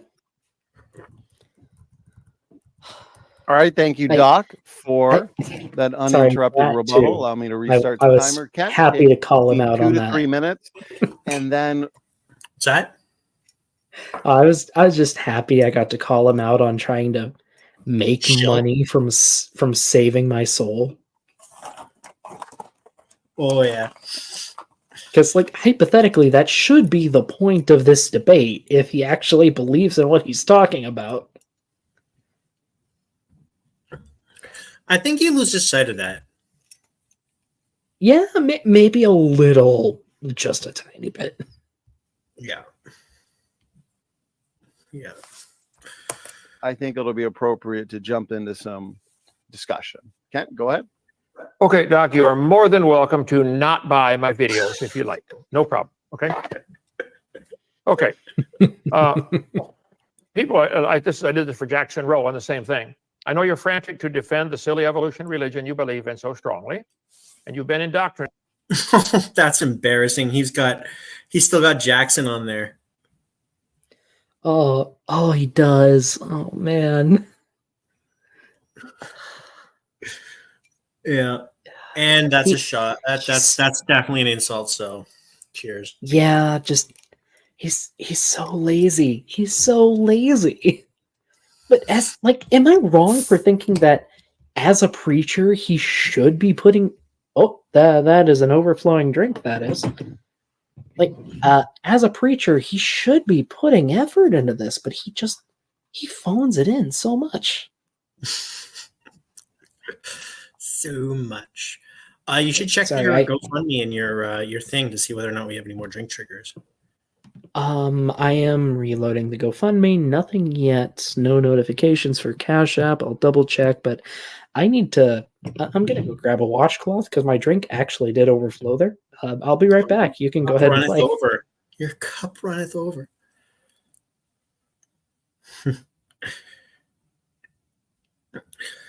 BTF Wayne says Dok Deino made nearly every slide in Windows 2000 back in 2000.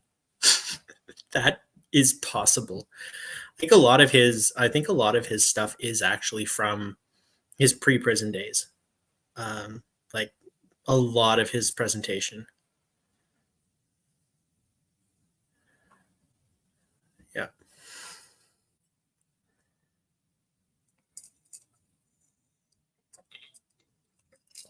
Yeah, he's gonna go freshen his drink. I might as well freshen mine.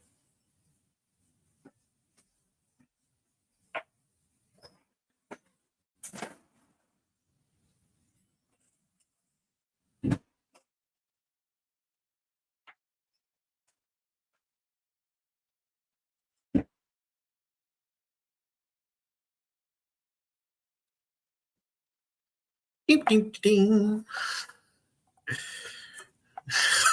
Icarus says, actually, his slides are exactly the same age as your slides, 6,000 years old. Drink break. All right.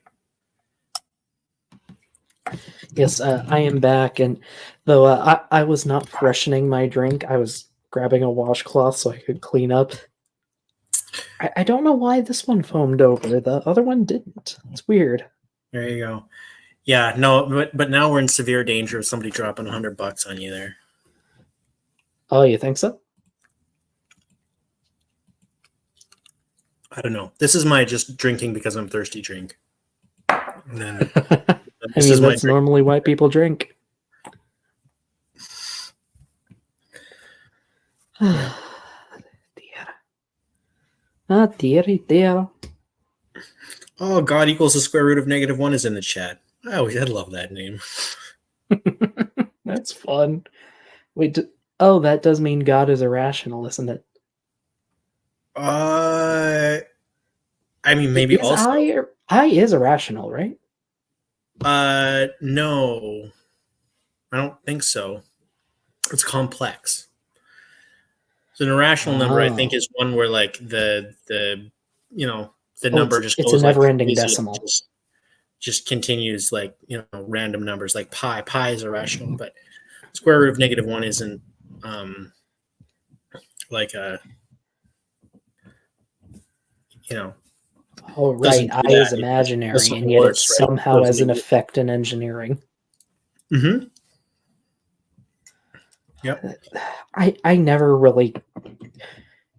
To be honest, I had calculus in college. I barely passed it. I still don't understand it very well.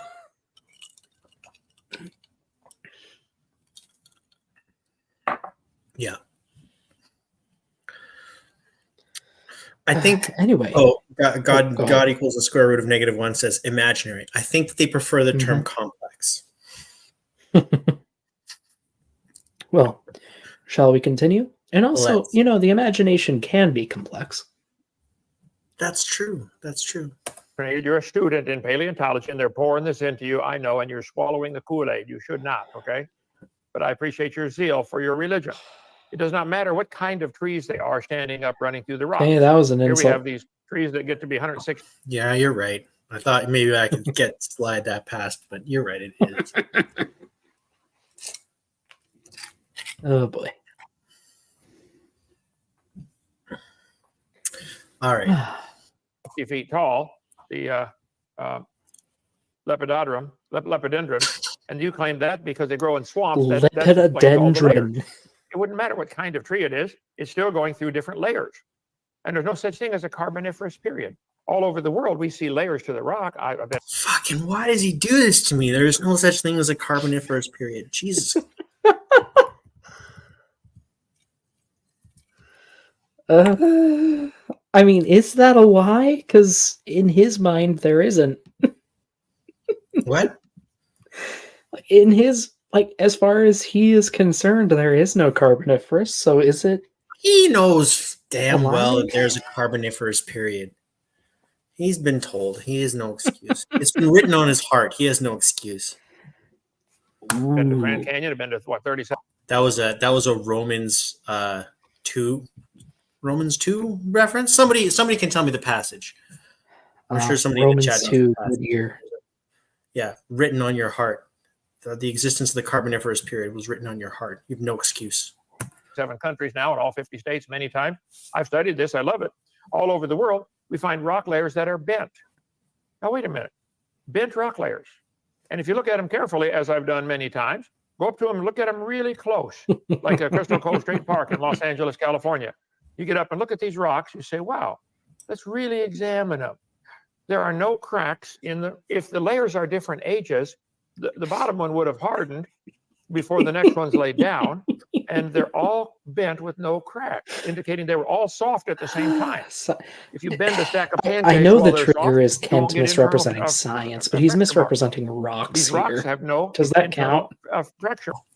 I mean, it does count, but let him get the whole thing Okay. out. I'm sure that he's gonna show the photo with Andrew Snelling where he strategically put people in front of the cracks, and at that point we'll Yep. trigger. Marks. All the layers of the earth were laid down in 1 year, Noah's flood. So as far as the earth being a hot ball of lava, if the creation story is true, I don't know where you get that. The Bible says God made it underwater. I said be where a he hot got ball. it.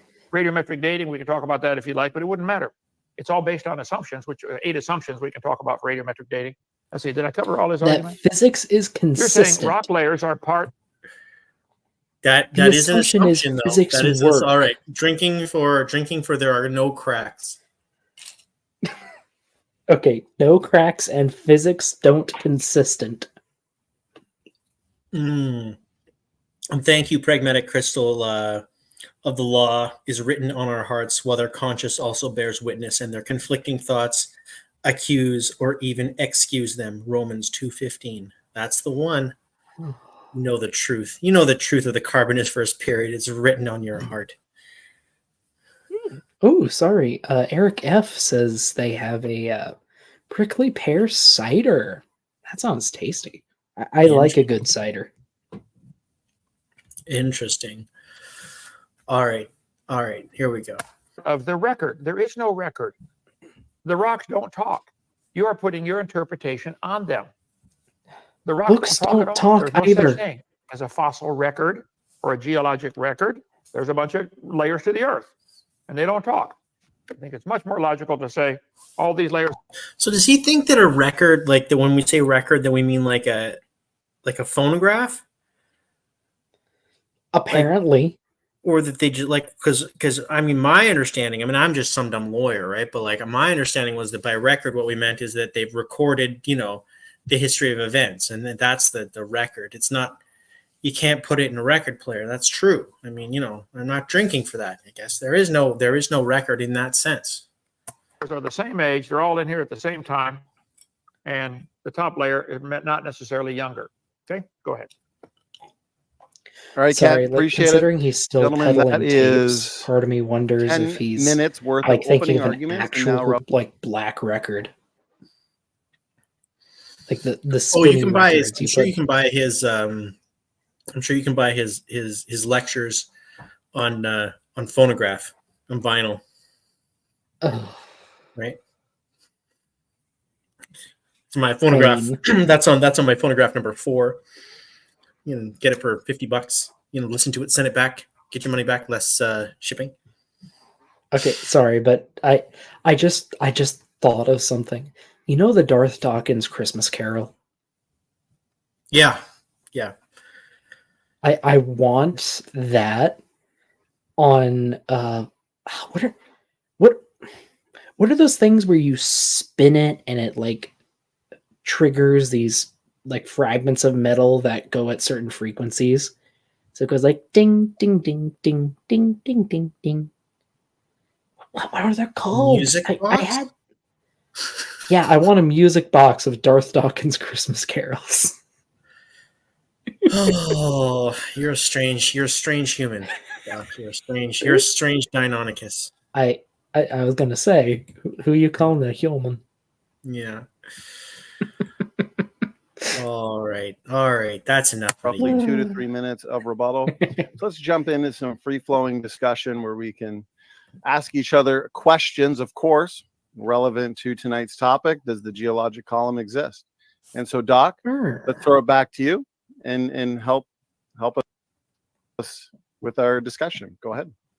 All right. Well, I guess first thing I can go over, why are there curvy rock layers? That's a fun one. Before I answer that, Kent, I know you're paying attention during my opening. Do you remember what the third type of rock I talked about was? There was igneous and sedimentary. Do you remember what the other one was? Metamorphic. It's been changed by heat or pressure. I understand it really well. Yeah, metamorphic. Been changed. Yes. Right. Oh, yeah. Okay, And go ahead. what happens when rocks heat up? When Yes, rocks I heat up, understand it really well. It it drinks. depends What on- happens? it depends on how much you heat them. Yes. They might just hurt your hand when you pick it up if it's hot, or if it gets too hot, it would melt. I understand it really well. Executive decision. You're saying Kent things that aren't pretends to true. understand You're saying science. things that aren't true. Okay, Kent lies. Got it. That has been added to the drink list. Oh, we are going to Even be then, it's not changing the age of absolutely the wasted. molecules, is it? Correct, it doesn't. So the rocks heat up, and as they heat up, like a lot of materials, like say metal or plastic, they get softer Right. and they can move easier if they're hot. And well, if rocks were, say, confined in some manner, say under a bunch of other rocks and on top of a bunch of other rocks, then they wouldn't be able to break apart, but they would still be really hot and under a lot of pressure, and hot rocks can move. So I think that pretty well explains your curvy rock layers. And also, you mentioned that they don't have cracks. A lot of them do. I've seen a lot of these in person as well, out in the field and in the classroom, online. I've seen a ton of them. A lot of them do have cracks. But a lot of them are pretty small. Some you need to get in there with a hand lens or a microscope. But they are there. Mhm. So which is it? They do have cracks or they don't have cracks? You said both here. They do have cracks. They just might not be big enough for you to see with the naked eye. It depends on how hot they were and how pressurized they were. So it's your contention that all these curvy rock layers are metamorphic rock. Is that your contention? If it could be demonstrated they're all sedimentary, then what would you say? Well, What if there's a wide sand- well, you asked me a question. Most of them are metamorphic. There can be sedimentary rocks that can be a bit curvy. Those form in a slightly different way, but we do know how those form. Would you like to hear? You mean rhyolite? Is that what you're talking about? Well, no, Go ahead. rhyolite's volcanic. Yeah. Here, Tell me how they Sorry, form. beep, beep, beep. Sure. So I was a bit caught up in the moment. A more proper way to answer this would be that there are degrees of metamorphism. And so sedimentary rock can stay sedimentary rock and not be metamorphic, but it can still be heated up a bunch and it will be more flexible. That's just a common material property of rock and mineral stuff. Sure. Yeah. I thought that was good. That was a good catch on. You're talking about rhyolite. If he'd have thrown that at me, I'd have been like, I don't know, man. No, actually, rhyolite, igneous. We could talk about that too. Yeah. Like, look, man, don't teach your grandmother how to suck eggs, right? Like, I'm sorry, what? oh, you never heard that expression before? No, I've never heard that before. Don't try and explain something to an expert, right? What does that imply about your grandmother? That's just the way. Chat, back me up. That's the thing people say, right? I'm sorry, your explanation made it worse. That's just a thing people say. It's a normal thing. No, it's maybe up in Canada. Chat, back me up on this one. That's a normal thing. People say that. Eric F., you're a traitor. Look, Andrew Cumming, you failed me.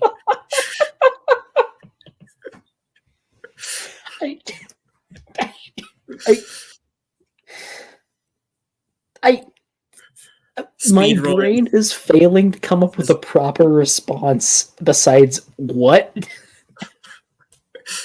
Pragmatic, I thought you had my back. You guys, you're hurting my feelings.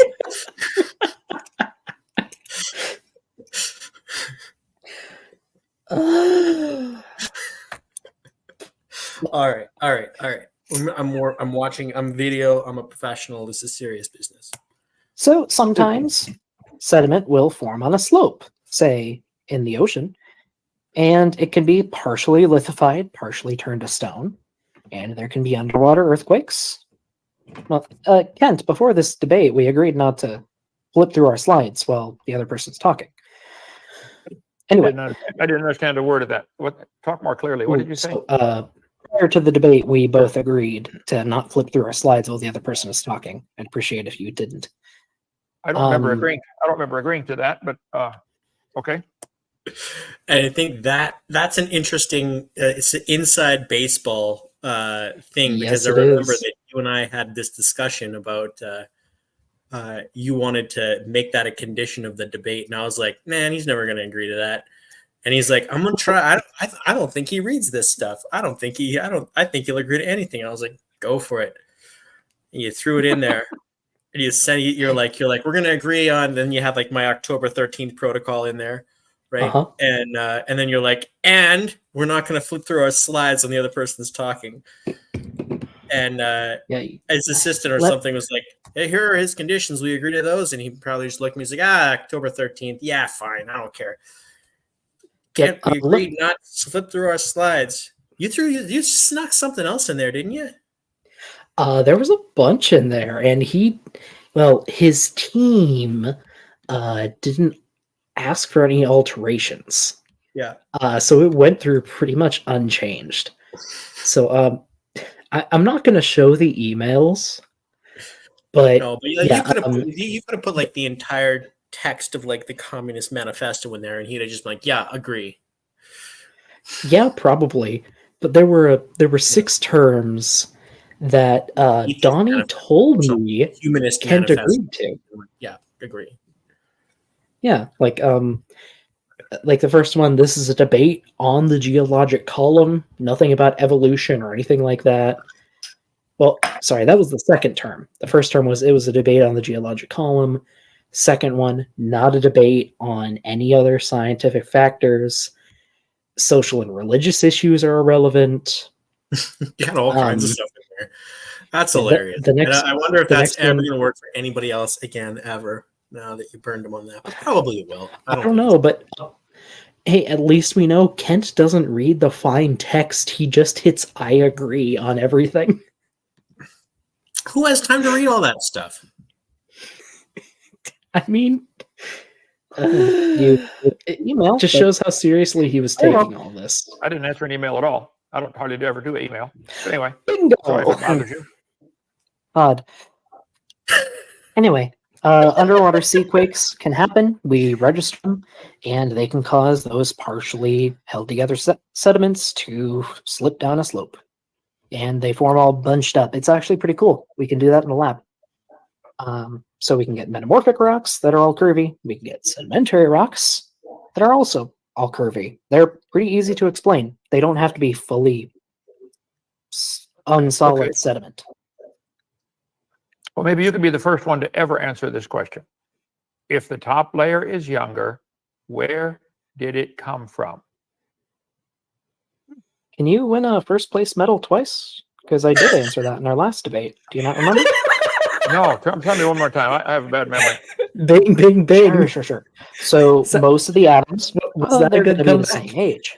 Oh my god, I love Salty Doc. That's was that a good comeback? Like, you were the first place medal twice.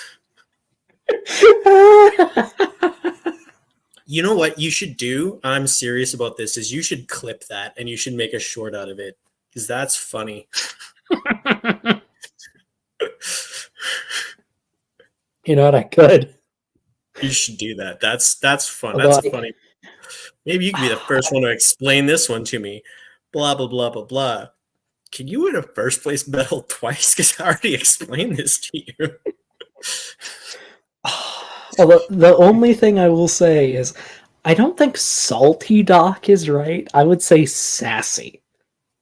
Sassy Doc. Yeah, Like sassy Doc. salty is like a Yeah, you're butthurt. right. You're right. Sassy Doc. Yeah. Sassy Doc came to play today, for this debate. That's good. BTF Wayne says that the real tea is that SFT looks like a wife caught in a bad religious marriage. Oh no. Now, let's not mock Donnie. He doesn't deserve mocker. Well, No, I mean, I don't know. you I'm not Donnie- supposed to lie. Absolutely. So I got some sympathy for Donnie, but his expression in this moment is pretty fun. Honestly, I feel at this point, Donnie is very reluctantly tied to Kent because Kent is his main cash cow.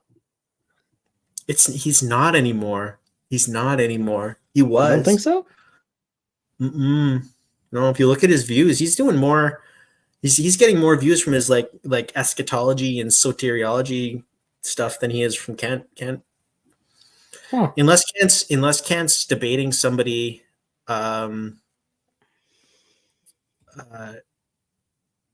Eric says we're too drunk to notice something, but I don't know what it is. Yeah, I'm curious. Right. I don't know. Let me see Donnie's channel. Like, how much stuff has been from Kent recently? Has it been going down? Kent's views, yeah. Unless you Oh, look at excuse me. I mean, if you look at Kent debating some, just like anybody, then like the video does like okay. If he's debating like like I think the one against you probably did all right, and like the one against AJ did quite well. But those are more because of you and because of AJ than they are because of Kent, right? If you look at Kent just debating like say even like ASG, like nothing special. I mean, like looking at this, at least on the live shows, Kent is still pulling decent numbers, or at least he has for the last couple months. They're okay, but it's not. He's not his main thing, right? Like his religious stuff's doing just as well. Anyway, I will always be happy to say I can be wrong. there you go. All right. And I told you in my opening, igneous rocks form from melted material, sedimentary rocks form from pre-existing material, and so do metamorphic rocks. They all come from pre-existing material. Correct. After the Earth was formed, whether it was by conventional science method or we can say God created the Earth and the heavens. Once that happened, all the material needed was there. It's just been moving around ever since. That's been my point. So moving it from here to the top of my coffee cup made it a brand new age. I just moved it up not here. Quite. Oh yeah, this is only 2 years old. I know. The age of the fish in the cup did not change, but their positions are new. Kent, if you cut down a bunch of 50-year-old trees and use them to build a house, how old is the house? Well, yeah, but if I was going to, every molecule in the house is, according to you, 4.6 billion years old. I think that's a topic change. If you use them to build a house today, how old is the house? Well, that's a good point. You're going to date the house by when it got built, when it got moved into, when the age of the materials that are in the house. Yeah, I might have bought the bricks and set them there for 20 years before I used them. So yeah, that's the whole when point. The house was finished being built.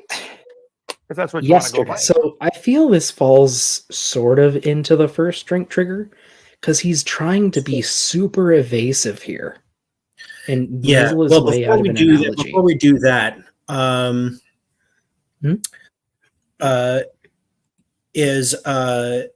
so from a technique perspective, this is now now I want to talk to you about. So this is a good point, and you make it fairly well, but you can see that you're sort of struggling to get him to give you the admission that he knows and you know, and he's deliberately not giving it to you, right? Sure. Yeah. And the way that you do this, the way that you get him to admit it, is you use a technique called leading questions, right? And you probably heard of like people, objection, leading the witness, right? Yeah. Yeah. So what leading is where you bury the answer to the question in the question, right?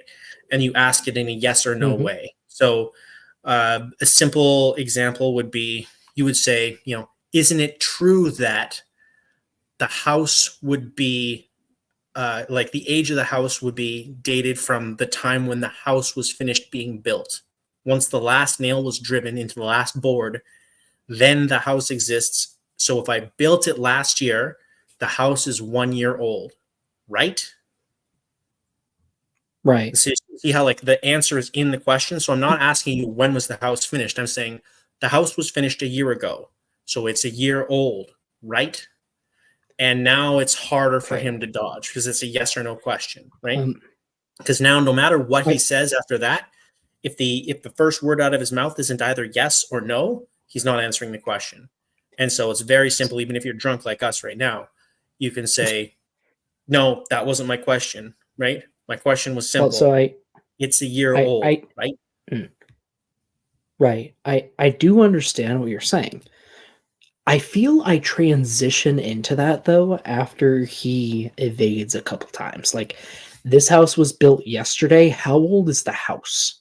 The house was finished being built yesterday, Kent. How old's the house? Like that's not a fully let in question, I guess, It's pretty close. but Yeah. it's pretty there. Yeah. Yeah, I'm saying this not as a criticism of you so much as just sort of like a teachable moment for, the viewers that so this is how you construct a leading question, right? And so when Okay, you're got looking it. for a particular admission and you know exactly what it is you want that person to say, what you're looking for from them, then this is the phraseology that you use is you lead, right? You lead them, you tell them what you want them agree to, and then you ask them to agree to it. Got it. Right? Yeah. Now, everybody pause, go outside, and look at the sky and see whether or not you can see the northern lights if it's dark where you are, because tonight is supposed to be the night. I'm going to go do that too. Hang on. I mean, it's been super cloudy for me. It's just dark out.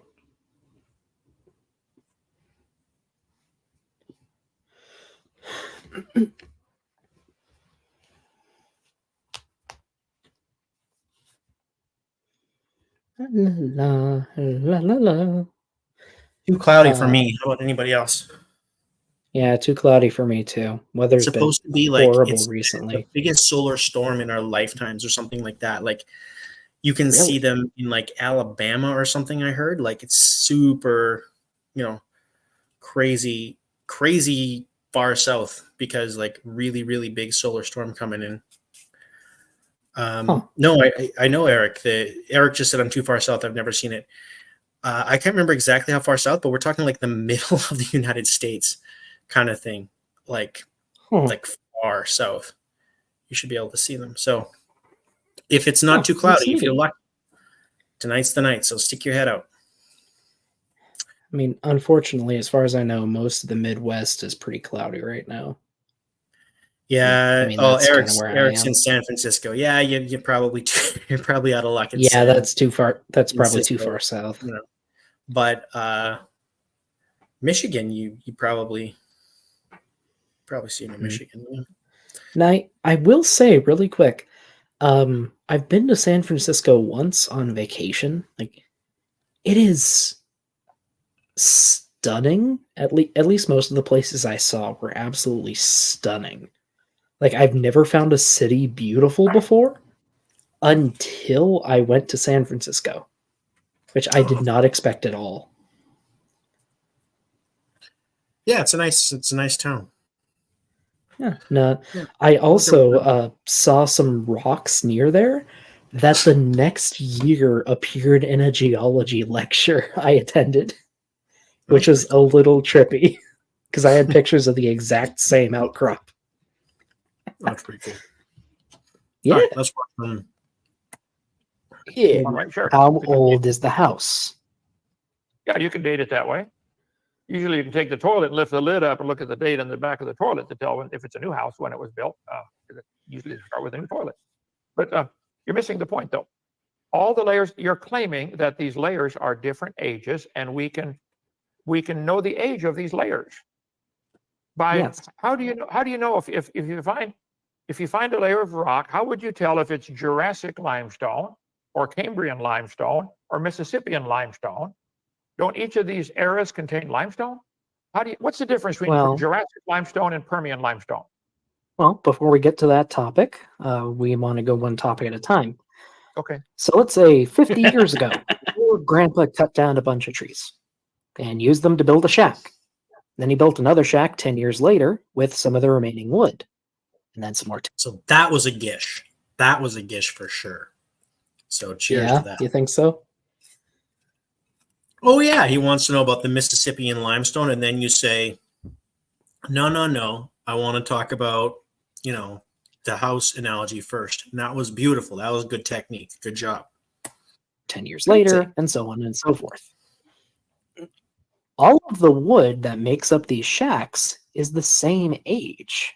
Okay. But the shacks are different ages. That's what we are measuring when we measure the age of a rock layer. We're measuring the time that the layer was formed, not that the atoms in the layer were formed. Okay. Does that make sense to you? I'm going to form a new layer on top of my coffee cup. So this one has got to be younger than this one. Has to be. Yeah, the formation of the layers just happened, even if the constituents. It was sitting on the desk before, but I moved it now on top. So now it's younger. Isn't it younger? No. So I know he's intentionally obfuscating here, but did my analogy make sense? It was a great. Genuinely. I think it was a great analogy. Chat, what do you think? I think it was a great analogy. I think that was really good.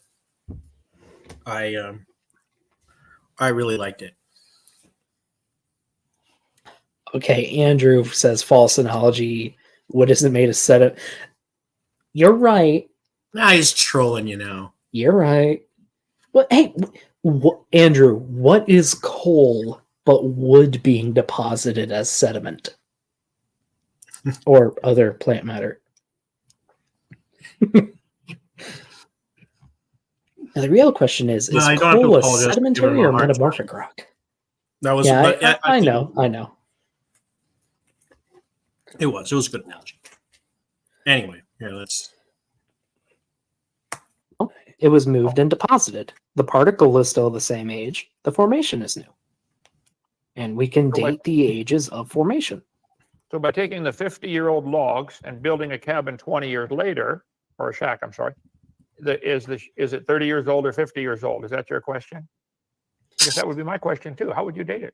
Would you give it an age? The age of the shack starts when the layer is finished. The age of the shack is when the shack is finished forming.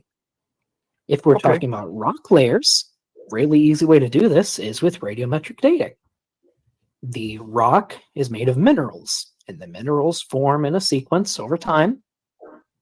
And we can use those minerals and the radioactive elements within them to figure out how old the minerals are, the rock is, and the layer is. Okay, I'm sure you're aware that the geologic column was created in the late 1700s and early 1800s, and radiometric dating didn't come around for 120 years till 1950. Willard Libby, University of Chicago. So how did they know the age before Willard Libby came along? They gave them ages. We just had guesses. During that point in time, we just used relative dating, really. Some people tried to put estimates on the ages of rocks, but those were usually pretty tentative. We didn't get absolute dating until we learned about radiometric dating. And are you aware? You're aware of all the assumptions involved in radiometric dating? Which is debate tonight. Sorry, I know you just got back, but if you want to beep. So, with that though, what I just said for estimates for the age of the Earth, it's really interesting because some of the earliest estimates were only off by about an order of magnitude. Case in point, Charles Lyell. He estimated the age of the Earth to be roughly 100 million years, which considering the information he had access to, is actually a pretty good guess. And then I try to say who it was later, but I know there was there was a physicist. He did a lot of stuff with heat. It might have been Kelvin, I'm not sure. But he estimated, based on the rate of cooling that was apparent on the Earth, it could only be like 20 million years old or something like that, until we learned about radioactivity. Because we learned radioactivity releases heat. And that completely threw off his measurements, and he admitted it at the time.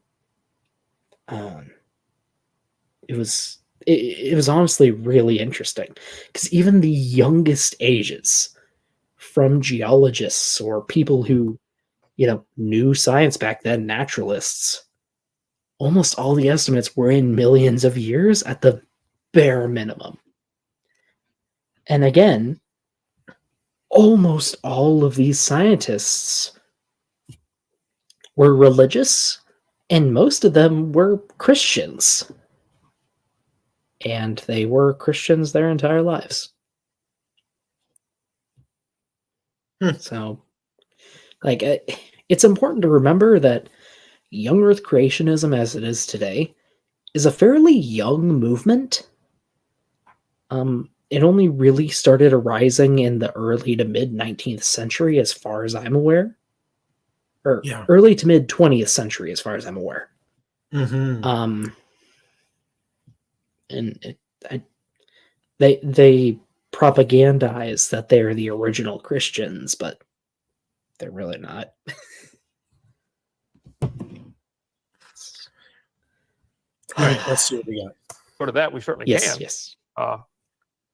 Well, you They- brought up the topic. What now? You asked not hear how we know how old they are. You brought up the topic. Well, how did Hutton know how old they were? Because he gave them an age. Hutton gave an estimate. He didn't know the actual age. Well, how did he come up Lyell with that gave estimate? estimates too. So did, what was that famous physicist? Isaac Newton. No. Mhm. I don't know, someone who did a lot of things with heat. A lot of people tried to give estimates, but it wasn't until radiometric dating that we stumbled on a way to actually give an actual date. Okay. And actually, on the topic of old geologists, you say that the geologic column was invented for what purpose again? Well, most of these geologists who were involved in this were trying to get away from the idea of Noah's flood being the explanation for the layers. Up until that time, up until the late 1700s, the average person thought they'd see layers in the earth. Wow, this is a result of Noah's flood. But see, that Noah's flood brings the idea of God's judgment on the world. Oh, they don't like that. Let's find a way to get rid of God, get rid of the flood, get rid of the judgment, and we can live our life the way we want. Well, That's what they really want. see, I'm not sure that quite fits, considering all the early geologists I can think of were very devout Christians.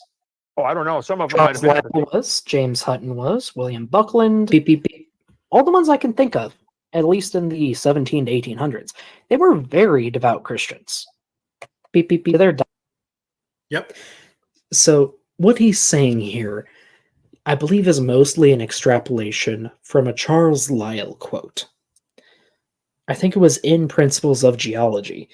Lyell stated, excuse me. I'm sorry. Beer makes me burp a bit. But Lyell stated that he wanted to free the science from Moses. Now, young Earth creationists like Kent like to take that out of context. In the context Lyell was meaning, it was that at the time, at least in England, a lot of naturalists were members of the clergy, because the clergy had a lot more free time on their hands than most other people that worked for a living. So, they had time to study stuff. And they also had that not natural, but they had that understandable drive to want to understand God's creation. but a lot of them stayed constrained by the words of the Bible and of other texts, like the Judaic texts. I'm not sure what the proper term for them is. Lyle wanted to go beyond what the Bible constrained, because in Lyle's view, God created the earth as well as the Bible. So there's no real reason to only listen to one of them when you have access to both. So he wanted to free science from just the Bible and examine the broader world that, in his view, God created. Like, the quote isn't anti-Christian. It's anti... what's the right term? It's anti-closed thinking, I guess you could say.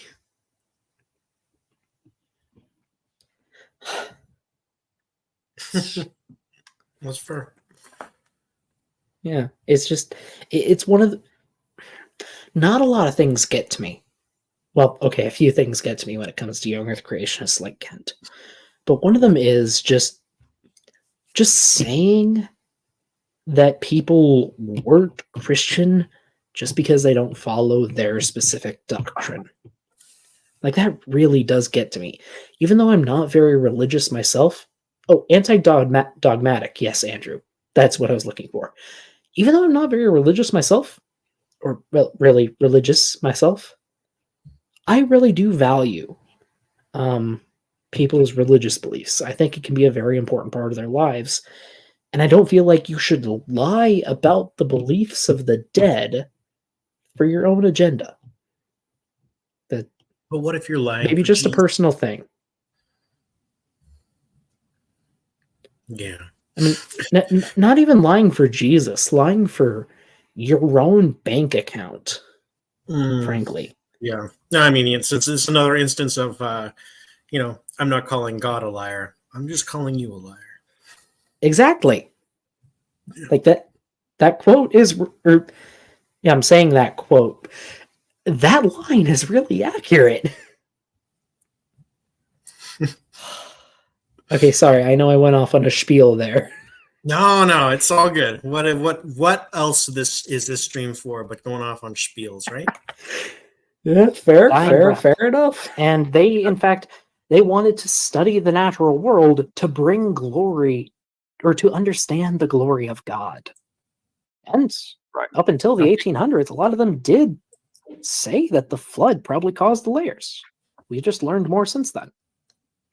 Right, but see, that was back before they had DVD players and they couldn't watch my video, because that would have really rescued them from coming up with such a... Related to what I said there, Charles Lyell in particular, I know we're talking a lot about Lyell, but he's kind of important, at least to the history of geology. Lyell's opinion was that the flood of Noah happened, but that there was a ton of deposition that occurred before then. He had a really interesting interpretation of the Bible, that the days of creation were very metaphorical, and that God allowed events to occur naturally until God brought about the creation of mankind. Then events proceeded as described, except that Lyell was of the opinion that the flood was gentle enough to wipe away humanity's sins, but leave the world relatively untouched. Because it was man's sin, not the animals or the plants. At least if I understand it right. Oh, that's an interesting take. Very interesting. Yeah, and it wasn't uncommon in the 1800s, which is interesting. That is interesting. I like it. Dumb idea that they did. I can help them. That we should study the natural world to better understand God. I think I do like that. Is wonderful. I do it all the time. What was the line? We kind of cut it there. I explained that these men were, well, men and women. There were women in there, even though not a lot of their names were recorded, sadly. But these people of science were studying nature to better understand God's creation. And Kent just says, "Oh, that's stupid." It's stupid to try and understand God's creation, Kent.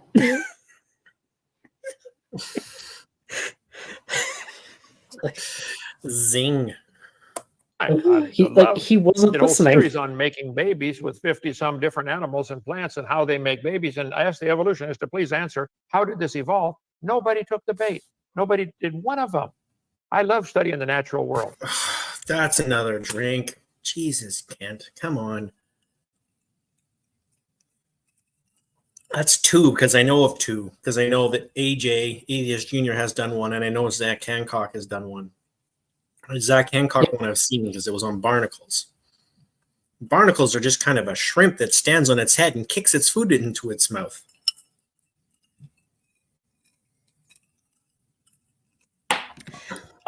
Man, you know, Just so happens that, Darwin like, has some really interesting quotes regarding barnacles. what's that? Darwin has a lot of interesting quotes regarding barnacles. I mean, he has a lot of interesting quotes in general. Some of which I actually use regularly just because they're funny. Like, Or just in common parlance? kinda, yeah. Like, so I like a bunch about Darwin. Like, he had his flaws, but at least from what I've read, he was pretty humble, and he had a good sense of humor. Like, there's this one quote.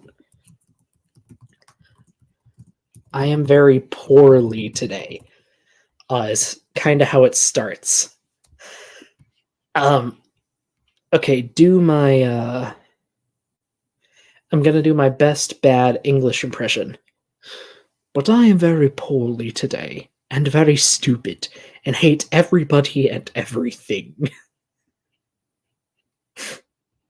He he's got a lot of really fun quotes. "Yes, I hate a barnacle as no man has before."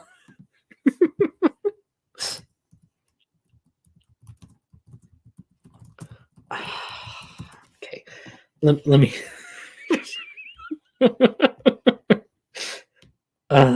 Yeah, Darwin had a lot of really fun quotes. Oh dear. I think Mr. Anderson had a phone call or something, so I guess it's just me and you for a minute chat. Hope everybody's well. Let's see, we have Andrew in here, BTF Wayne, Star Song, Ryan C. Maya, hello Maya, hope you're doing well this evening.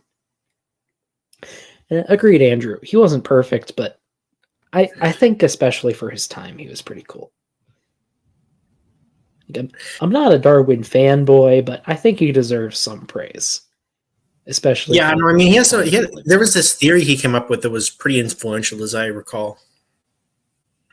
Oh, more than one. Just one. Well, there was the one in particular. There was the one that was like pretty famous. Yeah. Eric F. I think we have raised over $15. I'm pretty sure. Yes. Let's see. We've had $15 coming in super chats after YouTube's cut. I think that's about $10 to $11. $10 to $11. I know we're a couple hours in, so I might as well go through the spiel again. Hello there, folks. If you're joining for the first time, this is a fundraiser for some paleontological fieldwork this summer. I'm going to be going out to the desert of Wyoming and trying to track down the original dig sites for some fossils in my university collection that are very important to me. I will not be collecting them, but I will be recording the original dig site and reporting it to the relevant authorities so the fossils can be responsibly collected and preserved for future scientific research. I will not be keeping any money at the end of this venture. Whatever is left of the money we raise will be donated to a local fund for a geoscience and Paleontology Museum. The town of Grable is a fairly small town in Wyoming that has been extremely important to the history of paleontology, and they want to try and make their own museum. And So what I you're saying feel is it's for that's a mission science. worth supporting. For science. Yeah, for science. So, if you want to donate to them directly, they are the Grable Geoscience Center in Grable, Wyoming. If you'd like to donate to my fieldwork, there are links pinned at the top of the chat or in the description of this stream. Don't feel like you have to donate, but any amount that is donated is greatly appreciated and really does help. And I do want to say thank you to the people who have donated so far. I know it's kind of a stereotypical thing to say, but I really do appreciate every donation. And I am very humbled that there are people out there who are willing to help me start my career and improve the education of students at both my university and at a future museum. It really There you does go. mean a lot. So thank you. Right on. Okay, drink for sappiness. Drink for sappiness. To sappiness.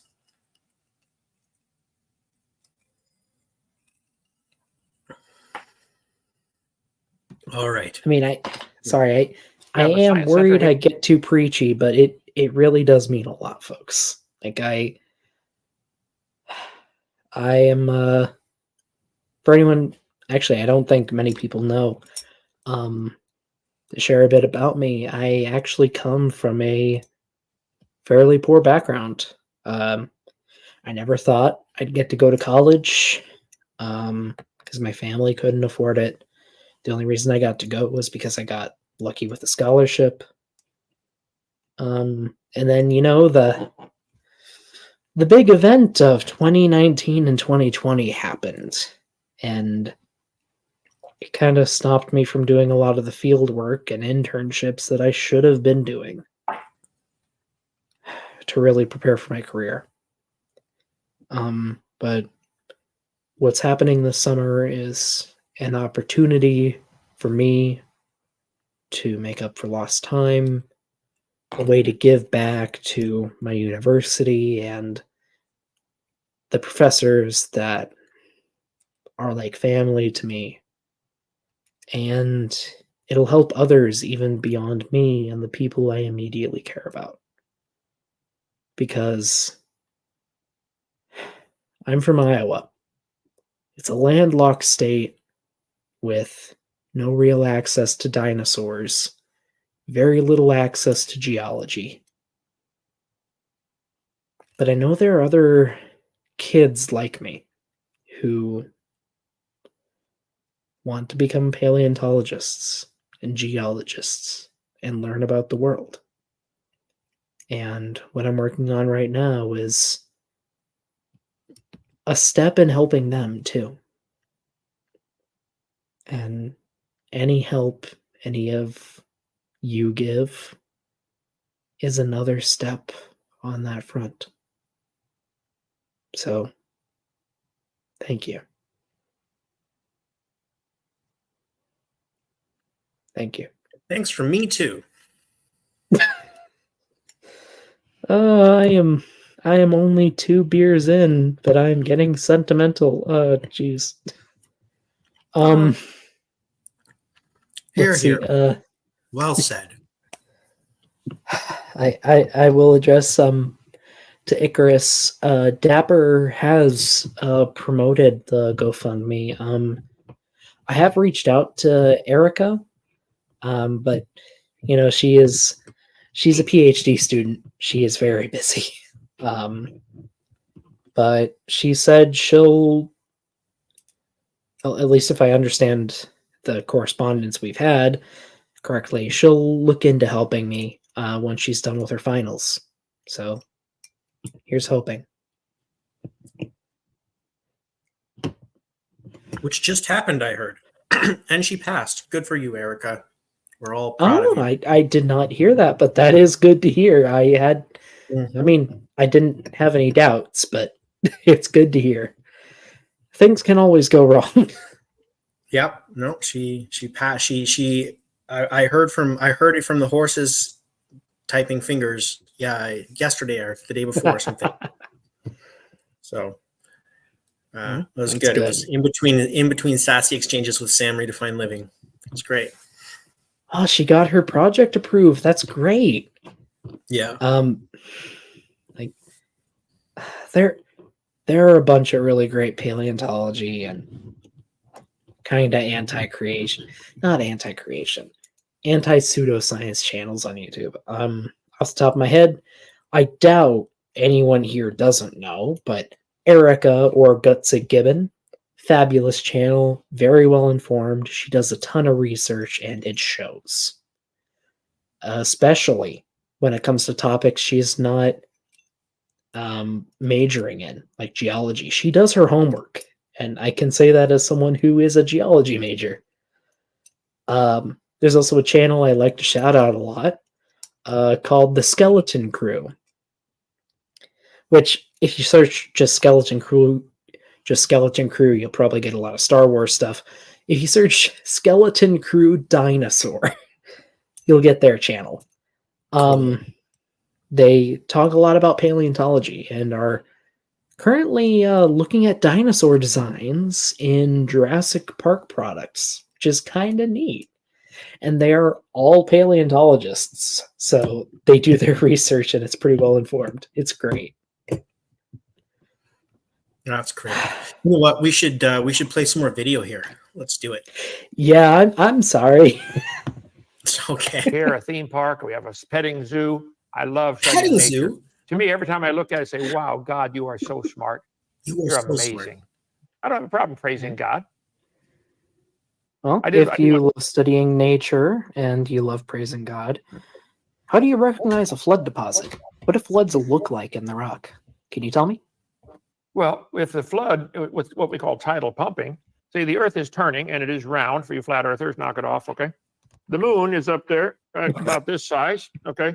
The moon is pulling on water on the earth right now, and it lifts it up about 5 feet in Florida, different heights in different areas, and it holds that bump called the tidal bulge. The earth is spinning around under the bulge. So the water is always being sucked in from the east at the same speed the earth is turning. At the North Pole, it's turning 0. At the equator, 1037.6. Lenox, Alabama, 31.3 degrees north. We're turning 886 miles an hour. So the water is going sideways at that speed to stay under the bump. It still happens today, okay? But because it gets interrupted all the time, banging into North America, South America, etc., you don't get the effect that you would get during Noah's flood, coming up and down 200 feet. Ah, I see. Harmonic type. So it's the sideways movement of the water that made all the layers. So, Kent, that actually, I got a fun question. So, if water is moving in a direction, say west, if the water creates dunes or ripples under the water, what direction will the dunes or ripples be moving? Ding, ding, ding. Well, that can go all sorts of crazy things.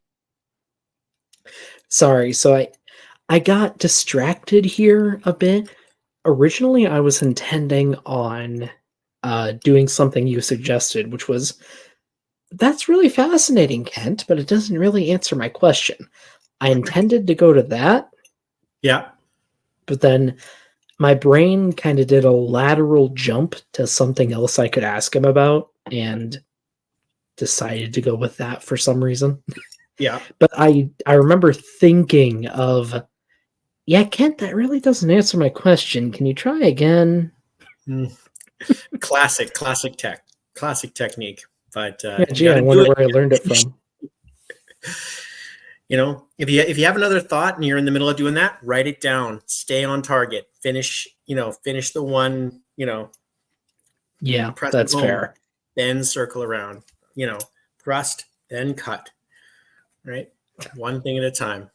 Watch the video. That sounds like a piece of advice in some book. Where they did exactly that with a 3 foot high, 4 foot wide flume, with the water moving through it, and they poured different density materials into there. It made all sorts of crazy patterns. You can get an underwater dune. You are correct. That'll cause the layers to be deformed, all kinds of crazy ways. I don't think you can find anything on Earth that can't be explained with Noah's flood. Well, Kent, that wasn't my question. What direction will the dunes be migrating in? Because we can figure that out.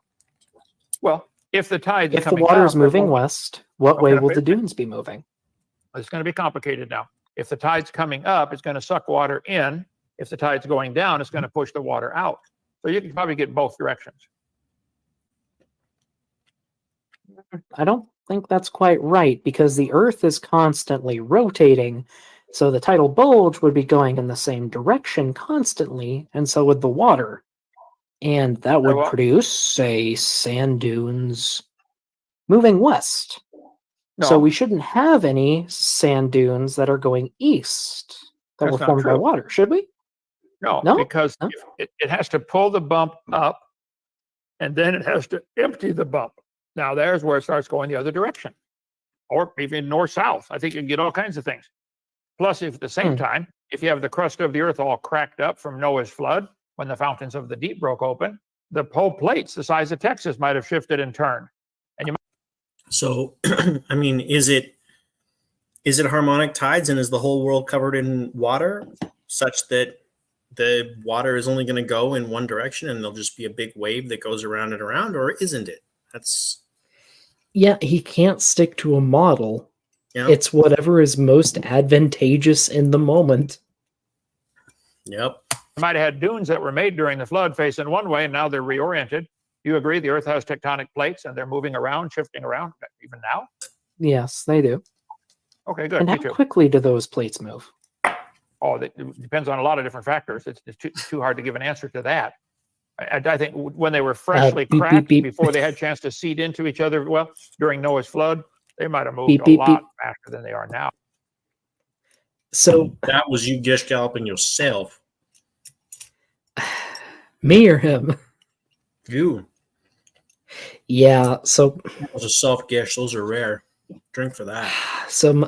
yeah, drink for that. So the way my brain works, at least at some points, is it does what I call lateral thinking moves, where I will just immediately sprint off into a related topic, and I have to fight myself to control that. Sometimes I can fight myself on it, and sometimes I fail. This Sometimes is it's a good to failure. do that. Like sometimes somebody will bring something up and you jump on it and you can hammer them on something, right? But this was not. True, but was not one of sometimes those. it just goes. How fast does the plates move? There wasn't a good place to go from there. Yeah, unfortunately. I'm doing my best to get a better handle on it, but like even like right after the debate, I realized, oh, there was at least one time where, yeah, I fell down the rabbit hole and it wasn't really advantageous. You know, I go back I and do when learn I for go the back future. to watch my debates, I criticize myself too. You always will, right? They'll never be perfect, never. Right? And It's when you don't criticize yourself you really need to worry. yeah, it's always you'll always find stuff that's wrong. It's not not possible to be perfect. So don't worry about it. Now, Really? most of them now are locked in. They don't move at all. Stationary fault. There's strike faults and slip faults, and none of them are my fault. But okay, the Earth has cracks, and some are not moving at all. Some are moving. I don't know. The one in Japan, I think, is or maybe Iceland is the fastest moving one. So I don't know the number. I could look it up though. Okay. And the faster they move, the more heat they produce from friction, right? Well, that depends. Underwater, a lot of that would be dissipated depending upon the thickness of the water. The friction would generate heat, which could be dissipated through other factors like deep water, and you wouldn't feel it 100 miles away. But I think the heat coming out, the hot water coming out, would kill the organisms by the trillions, especially things like diatoms. They would snow to the bottom, and you would get thick layers of diatomaceous earth from Noah's flood. Right. California, Lompoc, California, I think it's 300 feet thick. Beep, beep, beep. Sorry. So, sorry, I just remembered this is why my brain did that motion. because part of the openings that I wanted to kind of hammer him on was the heat problem. Because I can see you creationists kind of have, like leaning towards the heat problem there. yeah, creationists Um, have no good answer for it. I So I know, wanted but to yeah, grill it's him about it. yeah. I mean, you're kind of it's the heat problem is great, but it's complex, right? There's a lot to it. So Yeah. it's not a quick shot. It's kind of it's a long combination if we want to, abuse the boxing analogy. Right. It's not a quick jab. It's not something you can slip in and, slip in there. I don't think. Maybe you can. We'll see whether you get away. We'll see whether you get away with it. You would have Diatoms. a lot of diatoms. Interesting. Well, see, Wait. a lot of people Are have there- done are the there math things on fast-moving plates.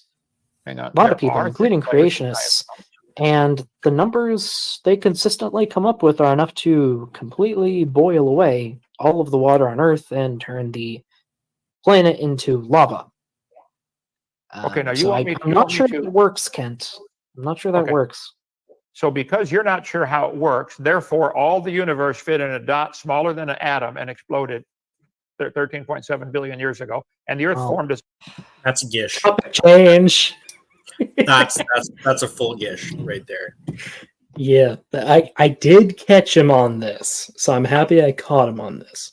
All right, let's see how that goes. a hot ball That's of rock. irrelevant, sir. What? That is irrelevant. We're talking about the rock layers and how the rock forms. I said earlier, God could have created the Earth, but the Earth has been moving around since then.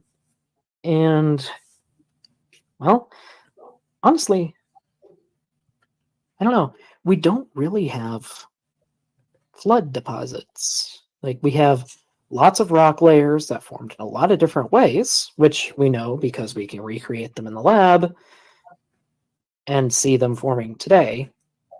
And I don't think a flood can really create, say, sand dunes that were formed above water.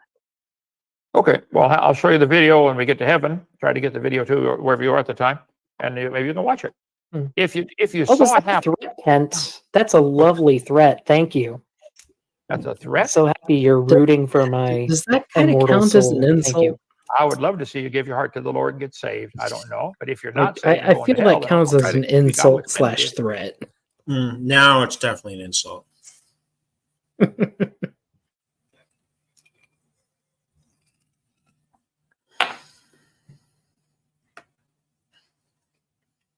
All right. I'll show you the video. Well, Here's see, what the happened. funny thing is, Kent, a lot of geologists are Christians.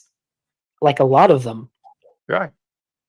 And I've already mentioned the founders of geology, pretty sure all of them were Christians. There's a lot of very important ones still alive today.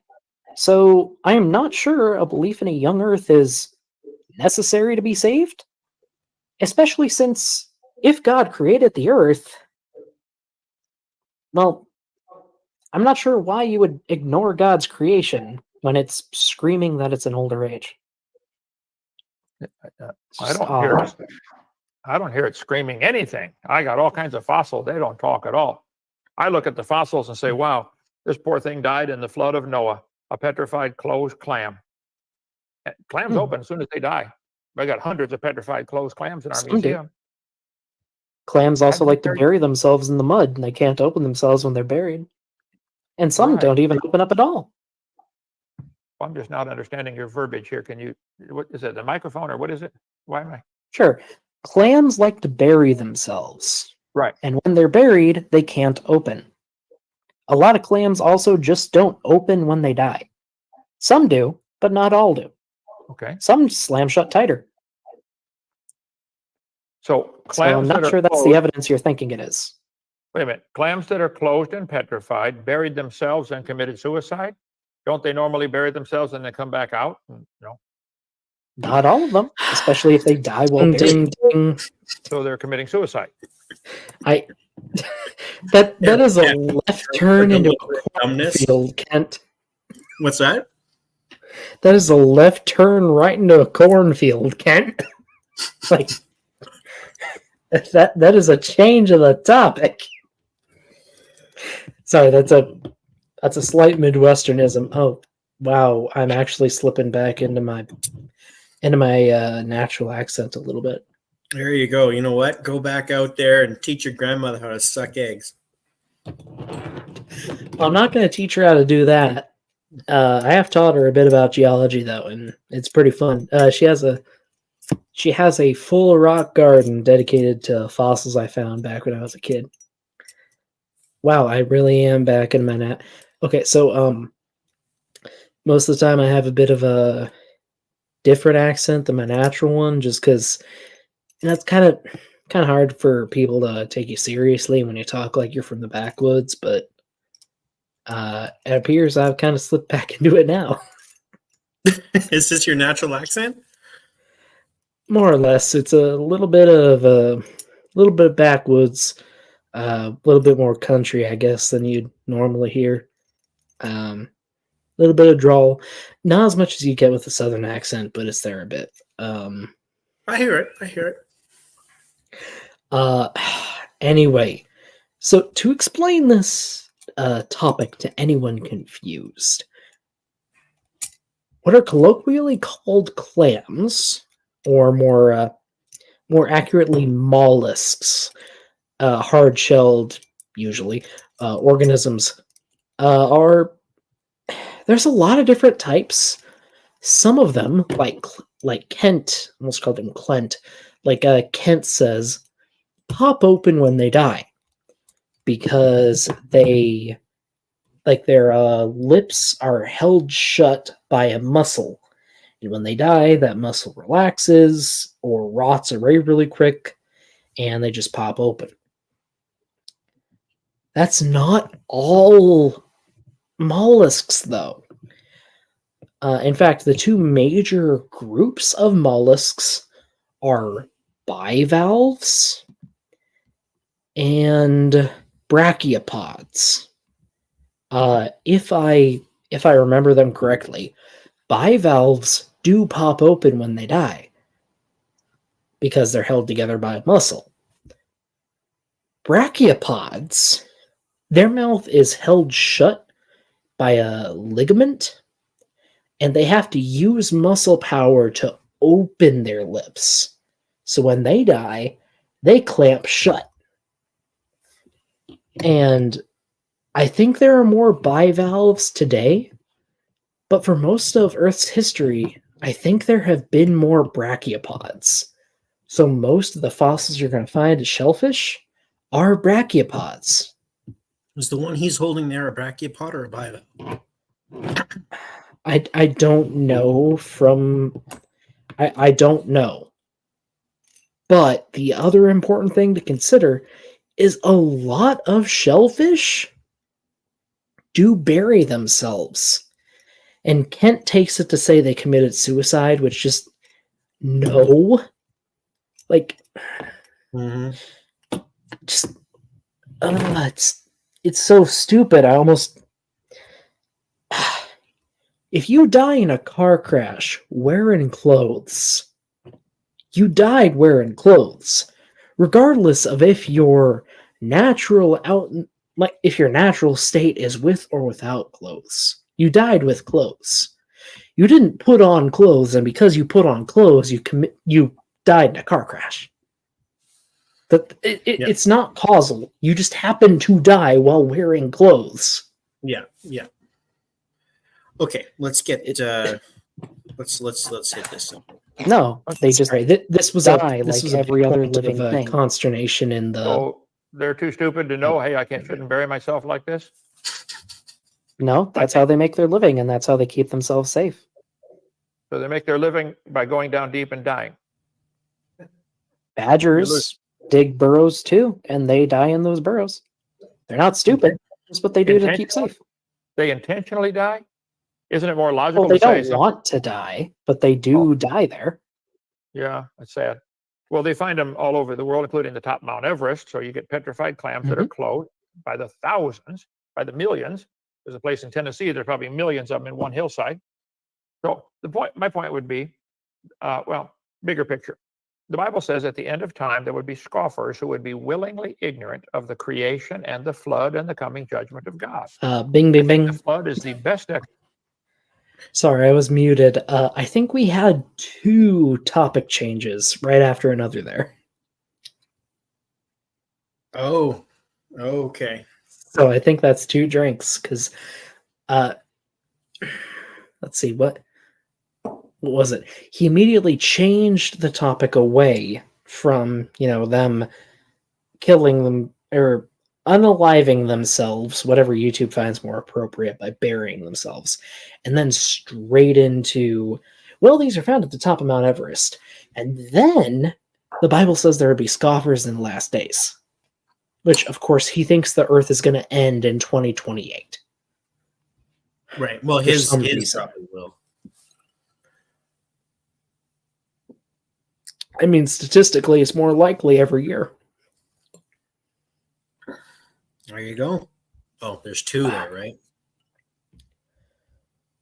right? Okay. Explanation for all the fossils that we have. Put my slide up there for a minute. I think the fossils are sorted a little bit. Like I've said many times, they're sorted based upon habitat. Clams would usually be found under birds because clams live at the bottom and they're the first ones buried. Birds are the last ones buried at a locality if there's a flood. It might be sorted based upon intelligence or mobility or habitat or body density. There are other reasons besides the clam evolved into a bird. You guys look at the fossils in this order. Does he have a year picked out? I mean, did you just say I year? I think it's 2028. Sorry, I was talking to last night. I was talking to my mom about this fundraiser, and I shared with her Kent's Rational Wiki page because it had a pretty good summary of his offenses. And the Rational Wiki says he thinks the world's going to end or the rapture is going to happen in 2028. Well, there you go. I guess we better get ready. We have 4 years. Apparently, I didn't check the sources though, so I don't know if was it. I don't know what that. Sorry, I don't know what that's backed up by. I just read it there.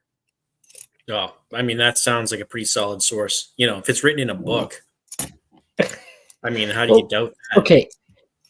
Most of the information they had that I read, granted I didn't read the full thing, but of what I read, I've read in a lot of other places. So No. I mean, you I only need could be wrong, but I do know he thinks the end times are soon. Especially if that book is very old. Okay, I get you. You got that one. Bit, but I would say that doesn't really work. Like your methods there, I don't think that really works. Say, as an example, do you know what a whale is? I didn't understand. Do I know what a whale is? Is that what you said? Oh, this got some people in the I comments. don't know how many different kinds. I think nearly 100 different kinds of whales. But yes, I got the general picture. Sure. Okay. Do you know what a mosasaur is? I can't hear you. What a what? What a mosasaur is? I did not understand a word of that. A mosasaur. I think that's no. Mosasaur? Yes. Okay. I know. Okay. And do you know what an ichthyosaur is? Ichthyosaur? Yes, sir. Okay. All of these animals would have roughly the same density. They'd have roughly the same mobility, intelligence, and same habitat. They all live in the open ocean. And yet they are always separated in the rock. Why is that? Well, maybe they don't hang out together. I bet, I've heard, I've asked that quite a few evolutionists. Sorry. Beep, beep, beep. Dinosaurs are racist. I would believe it. But right? They don't on a more hang out with serious note, mosasaurs. They think they're better than them. We are more fish than you. And the whales are very cliquey. Yeah, they're kind of mean for all the other. I friggin' hate you. How dare you? Wait, sorry. Was that a reference to echolocate? Was that a reference to echolocation, or did my biology nerd brain just go on a tangent? That's a better like pun than I intended for it to be. So as of now, that's exactly what I meant. Anyway, so he proposes, I think, 3 mechanisms for this sorting: intelligence, mobility, and density. These examples of very similar animals negate all 3 of those methods, but they stay separated in different rock layers. And his only resort is abandoning all 3 of the methods he previously upheld. Like, Yeah, no, I know. And then he went for secret option 5, which is the Mean Girls explanation.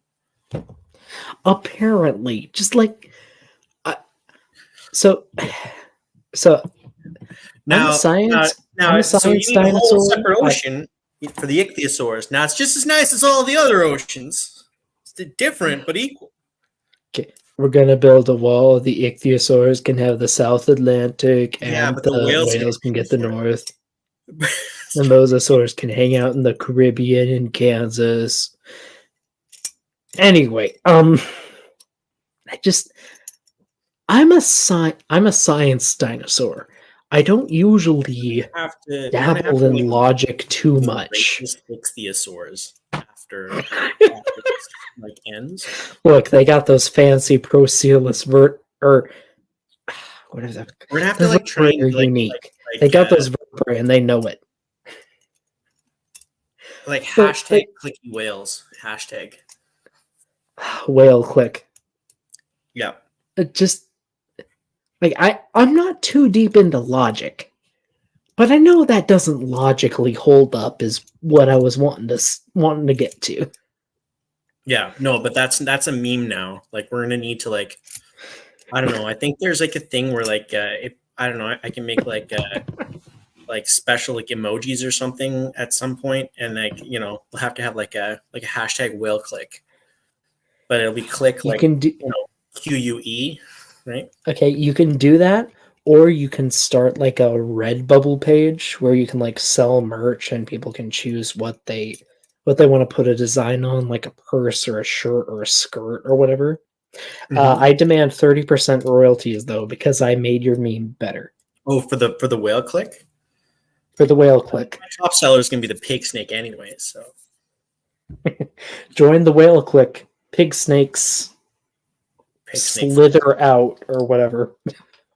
Yeah. We'll figure it out. We're gonna have to workshop it. Has anybody ever found human and chicken footprints in the same rock strata? So far, nobody's come up with an answer. If we've never found human and chicken footprints in the same rock strata, that proves humans and chickens didn't Okay, live at the sorry. same time. Ding, ding, ding.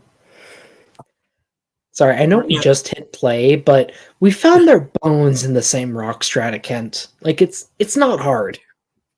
We have. Congrats. We actually have a decent Cenozoic fossil record. Yeah, that surprises me not at all. Mm-hmm. Yeah. Actually, apparently, something that is So the fact that we very useful to most studies of prehistoric human cultures are rabbit bones. Because Really? rabbits are found everywhere, but the specific species are very responsive to the environment, and teeth provide a really good record of the stable isotopes in an area. Like, they can tell you how warm it was, what kind of vegetation they were eating, all that kind of stuff. And humans everywhere, all over the world, love to kill and eat rabbits. So you find these big refuse piles full of rabbit bones and teeth, and they give a really good record of the environment at the time the civilization was active. It's something you'd never think about, but it's really useful. Like, one of my professors back in college gave a whole talk on this, and he's using it to reconstruct the paleo environment of Mesoamerica for like the past 4,000 or 5,000 years. just based on rabbit bones. It's crazy. Crazy. All right. You're gishing me right now. We How don't about a find rat- whale in, we don't find a mosasaur and a whale and ichthyosaur in the same rock. Therefore, that proves what? They don't hang out together. Well,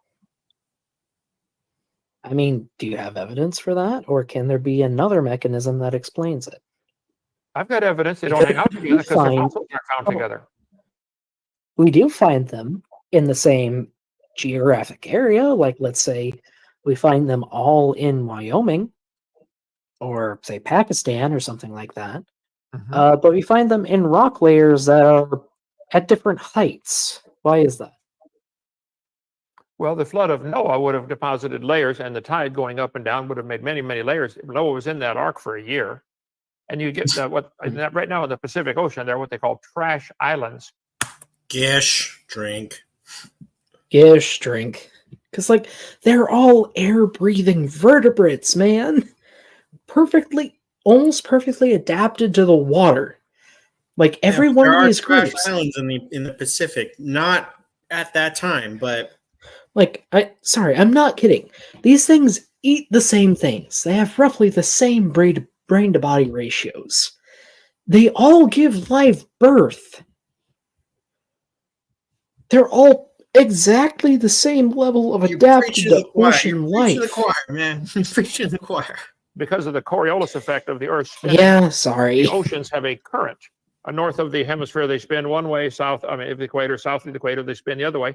But these ocean currents, because of the Coriolis and the drag of the Earth, the trash is swirling and ending up in huge, what they call trash islands.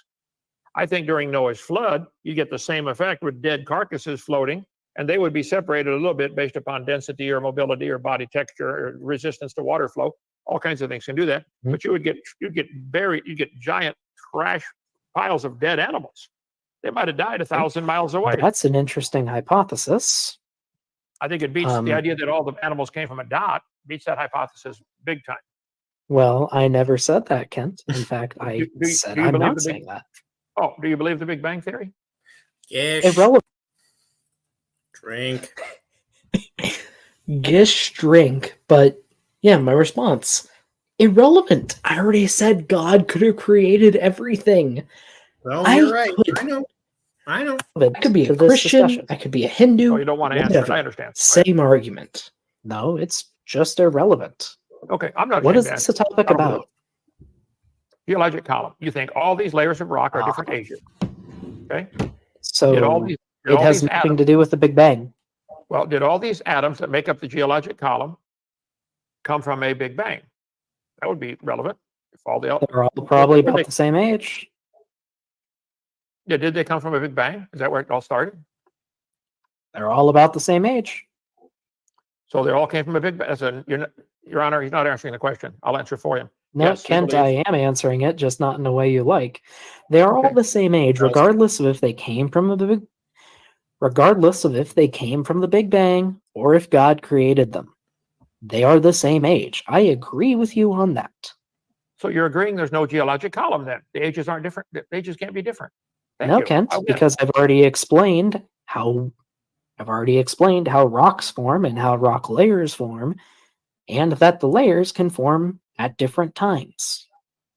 So if you move it to the top, like you take the 50-year-old logs and build a 10-year-old cabin, or I'm going to move my fish again one more time. Maybe you'll get it. It's now on top of the coffee cup, which I know is 2 years old.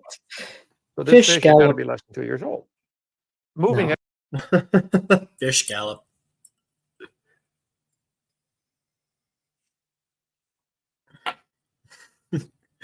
Andrew Cumming goes, I think that I'm going to stop you right there, Kent. I'm going to have to test that claim where you presume and answer something. I don't think you think anything. I mean, yes, he's not going to test it, but if you want to be taken I'm not- seriously, I you need to gotta. test whether or not you're thinking.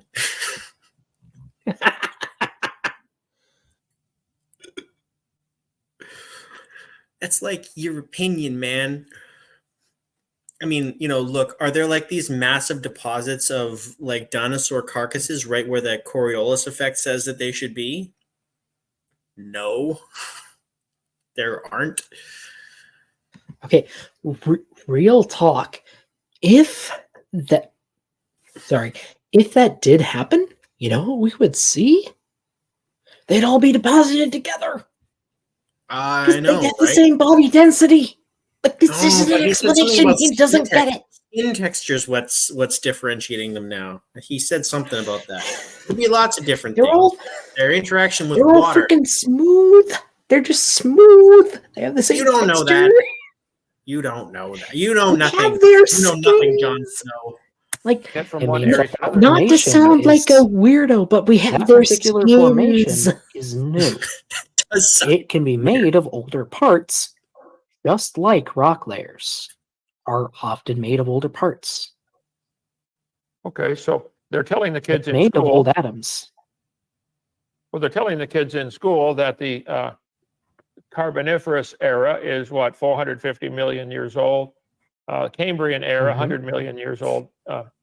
So how do they know the Cambrian era is 100 million years old? I think the Cambrian's a bit older than 100 million. Okay. Let me get it up here. I collect public school textbooks. I've got hundreds of them. But I keep asking the question, where's this dirt coming from? I got too many slides here, brother. So, Kent, Sorry, how many before I times did I answer that, answer that I already? have already answered So that. many times. So many times. You know what? We're never gonna finish this thing. Not ever. We're getting close to being done. It's only about an hour. We only have 4 or 5 minutes left.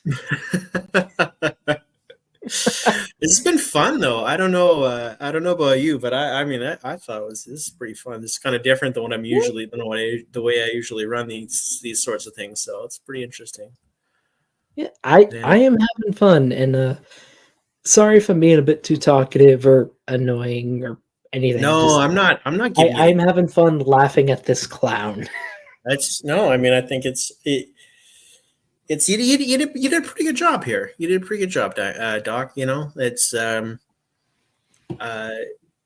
not perfect, but it's okay. Thank you. Yeah, you kind of staying in the pocket. You're kind of hitting back, and you've got some zingers. I like that. Cambrian's a little older than 100 million years there, Kent. A lot more than 100 million. Maybe a little low there. Coog. Pull up.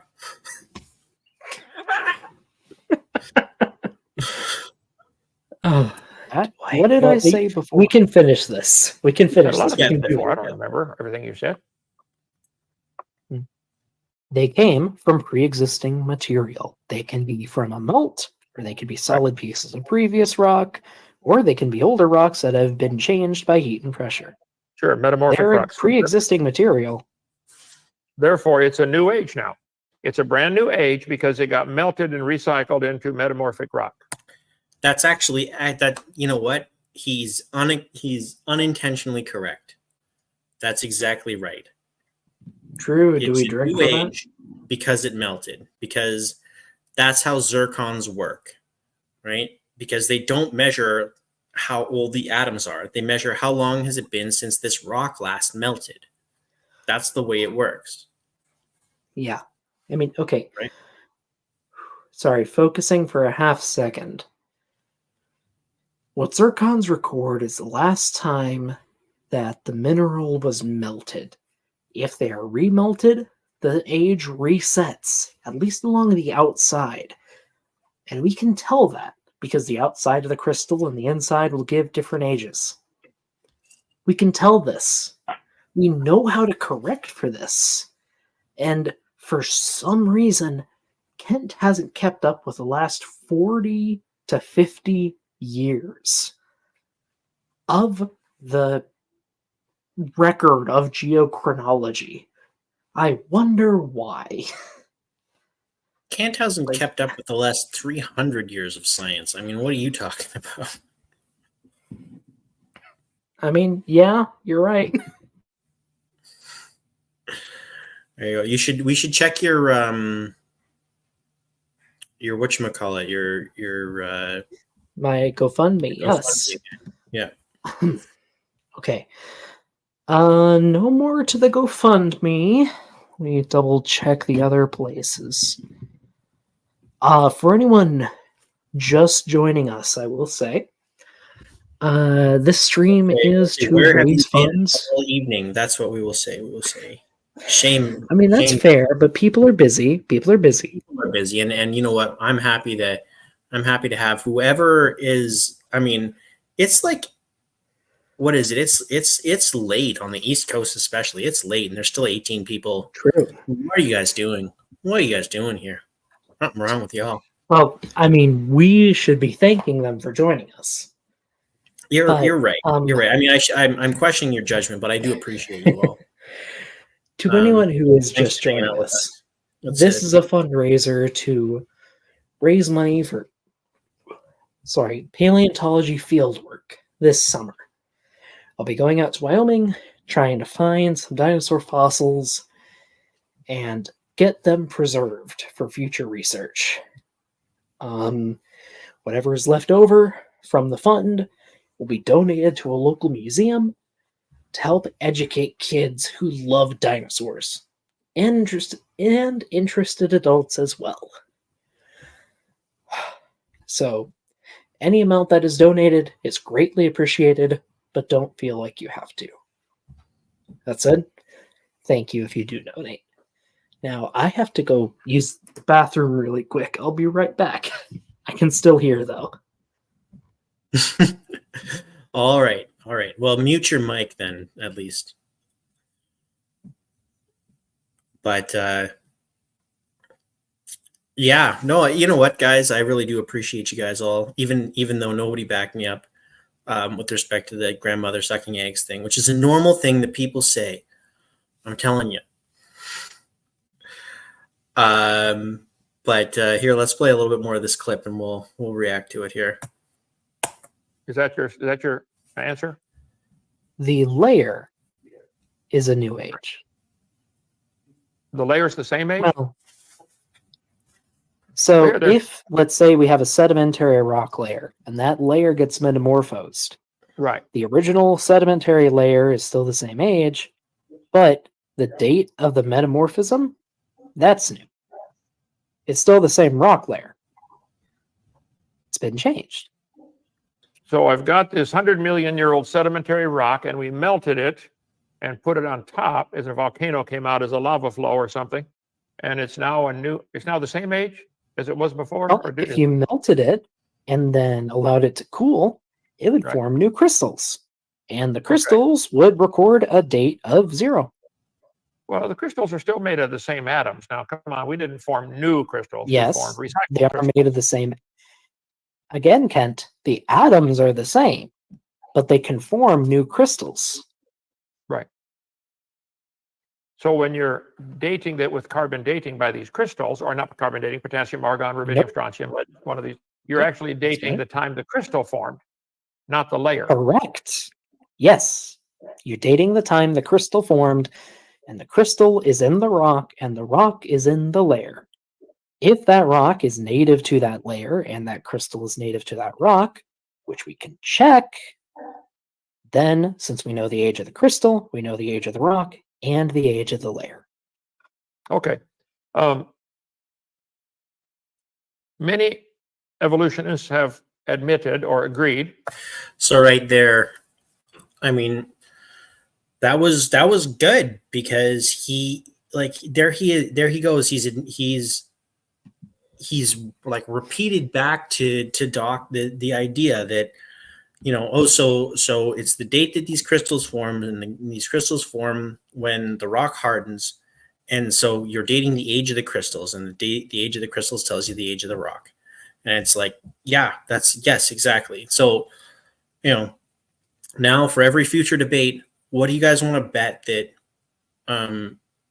he now understands this? He's explained it back to somebody, and so he's never going to get this wrong again. What do you think the chances are of that? I don't think he is going to absorb anything from this debate. No, I mean, he absorbed it. He said it back to you. He got it. Well, nothing long term, but Yeah. To the folks out there who might be curious why we do these debates, because our opponents almost never change their minds. I can only speak for myself, but I do these debates to reach the audience, not my opponent. Because, well, most of the time, there are exceptions, but at least with opponents like Kent, Kent has a very strong financial and emotional, I suppose, but financial incentive to stick to his guns and continue to promote young Earth creationism. But Yeah, his and also, supporters don't. as Icarus correctly points out, if he were to change his opinion, he'd have to update all those slides, and that's a significant time investment, right? So he can't change his mind. True. And I know we're both just a bit drunk, but I do want to expand on this point a little bit, if that's okay. Yeah, go ahead. It's a good point. So I do these debates because I'm not talking to just Kent. I'm talking to Kent. I'm talking to Donnie. I'm talking to their moderators and the audience. All of them can hear me. All of them can hear what I say. And all of them are people with working minds. Kent and Donnie, they have a financial incentive to keep doing what they're doing. They probably won't change. The moderators have some social incentive to keep going, even if I don't think Donnie pays them, but they have a social incentive at least. The audience, though, they either at least watch Kent or Donnie's stuff, or they pay them directly. Their minds can be changed. It might seem like an uphill task. Probably not but a very large percentage of their minds can be changed because, like, realistically, the people who are going to watch these debates are probably going to be pretty dogmatic about them. well, Look, I always say, like, the thing is that, like, a lot of people who, when they do science, like, when they're doing science debates, like when you do an actual science debate, like real scientific debates happen in the scientific literature, not on YouTube, right? This isn't really a science debate in terms of like we're trying to like test these theories and like the winner is the one with the most correct theory. Like that's not what we're doing here, right? We're not doing a science debate. We're doing science communication with an opponent, right? So that so like that, like that's what we're actually doing here. And so the point is not to try and convince your opponent. You're never going to convince your opponent. Your point is to try and use that opponent as a foil to do science communication. And to an extent, sure, you're hoping that there's going to be maybe some persuadable people in the audience who you can sway. You know what? Often, and this is anecdotal, I haven't seen any studies on this, but it's actually like Kent is probably going to convince more people to come over to your side than you are, just because he's going to be ineffectual, and that leaves a bad taste in people's mouth, and that's what brings people over. But the other thing that you're doing is that you're putting the information in a little package and you're giving it to people so that they then can go and proselytize and have those conversations with others in their own lives who might be persuadable, right? And so you're giving them those tools, and like for example your shack analogy, like that's a good analogy that somebody can go and they can take and they can use, right? And this is entertaining because not lots of people don't like watching debates and watch people get into fights and stuff like that, but lots of people do. And so the entertainment allows you to smuggle in some science education, right? So it's science education for people who agree with you, and it's potentially persuasion for people who are persuadable, and it's arming people with arguments for the people who are going to be able to go out there and change other people's minds. And those are kind of the reasons why this sort of thing is valuable. And also to push back and make sure that, the echo chamber doesn't get to resonate just with only bad ideas, I guess, is the other reason to do it. So I hear what you're saying. To expand on what I was saying, though, like, I have had several close personal friends who were young Earth creationists and grew up listening to Kent and people like him. What I've heard from them is that hearing a rational voice on the other side who could point out his inconsistencies and his failings and support those observations helped them start questioning the world around them and learning more. Personally speaking, I want people to question everything. I think it's important to question everything, especially when it comes to religious beliefs or scientific beliefs. Read the literature is what I encourage. And form your own conclusions from that. Your own informed conclusions from that. And that approach, like you said, Mr. Anderson, it is anecdotal. But I have been contacted by people who my approach reached. And even if they didn't immediately become old Earth creationists or evolutionists, I made them think. And I want to make people think, whether they're on my side or any other side of an issue. That's my goal. Because I think that encouraging people to think about why they hold the beliefs they hold can lead to a better future rather than dogmatically adhering to what they've grown up with.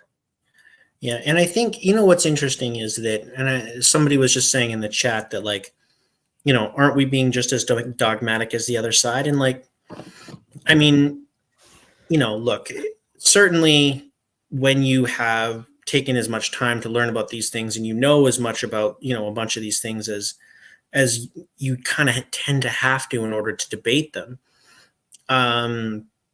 there's going to be a pretty big barrier. Like, I mean, I know a whole bunch of science now that I didn't before, and you're going to have to kind of come up with a better explanation for all of those things before you change my mind. But, do I try and keep an open mind, and am I open to the idea that, for example, let's take something that's, where I'm persuadable, like, the existence of God himself. Like, am I open to that idea? Like, yeah, and deliberately so. And, like, there's part of that's just sort of the way I am, and part of it's a choice, right? So, like, to some extent, like, I'm open to it because I don't know, like, I'm open to it. And I grew up Christian, and I'd love for there to be a God. I don't see any evidence that there is one, but, if there was, like, that'd be great, and if somebody could convince me that there was one, like, I'd be like, good, I'm glad, I want to be convinced, right? I'm not right now. But, the other part of it is, like, if you want to be persuasive, then you have to appear open-minded, and sincerely open-minded. And sincerity is a really hard thing to fake. So, like, the best way to appear sincere is to be sincere, and just kind of go whole hog and be like, look, like, you can convince me, right? And to maintain that even in the face of, like, you can convince me even of things which I'm pretty sure that that's wrong. But you know what? If you can meet the evidentiary burden that I think that you need to meet, then yeah, you can convince me. I'm not ruling it out. And it's important to sort of, keep that up too, right? Sure. And sorry, really quick. I want to say two quick things. First, I won't say your name, but thank you very much to BW for donating $20 to the fund. I sincerely appreciate it. Thank you for your donation. Oh, Second, wonderful. Cheers. sorry, three. I want to say three things. Second, I believe it is super important for people to question everything they hold dear. Meaning, I feel it's important for people to reevaluate their understanding of the world and evaluate the evidence that's been presented to them in regards to their important values. Like, I mean, obviously, this whole discussion is religiously charged to an extent. I encourage people to evaluate why they believe in their faith or why they don't believe in a faith. I do encourage that.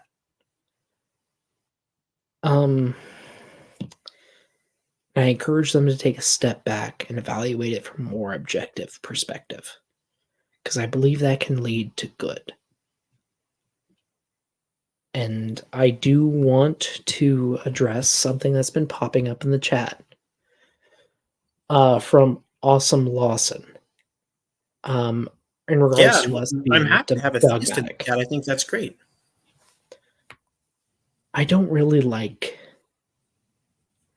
like dogma, because I think that everything should be questioned.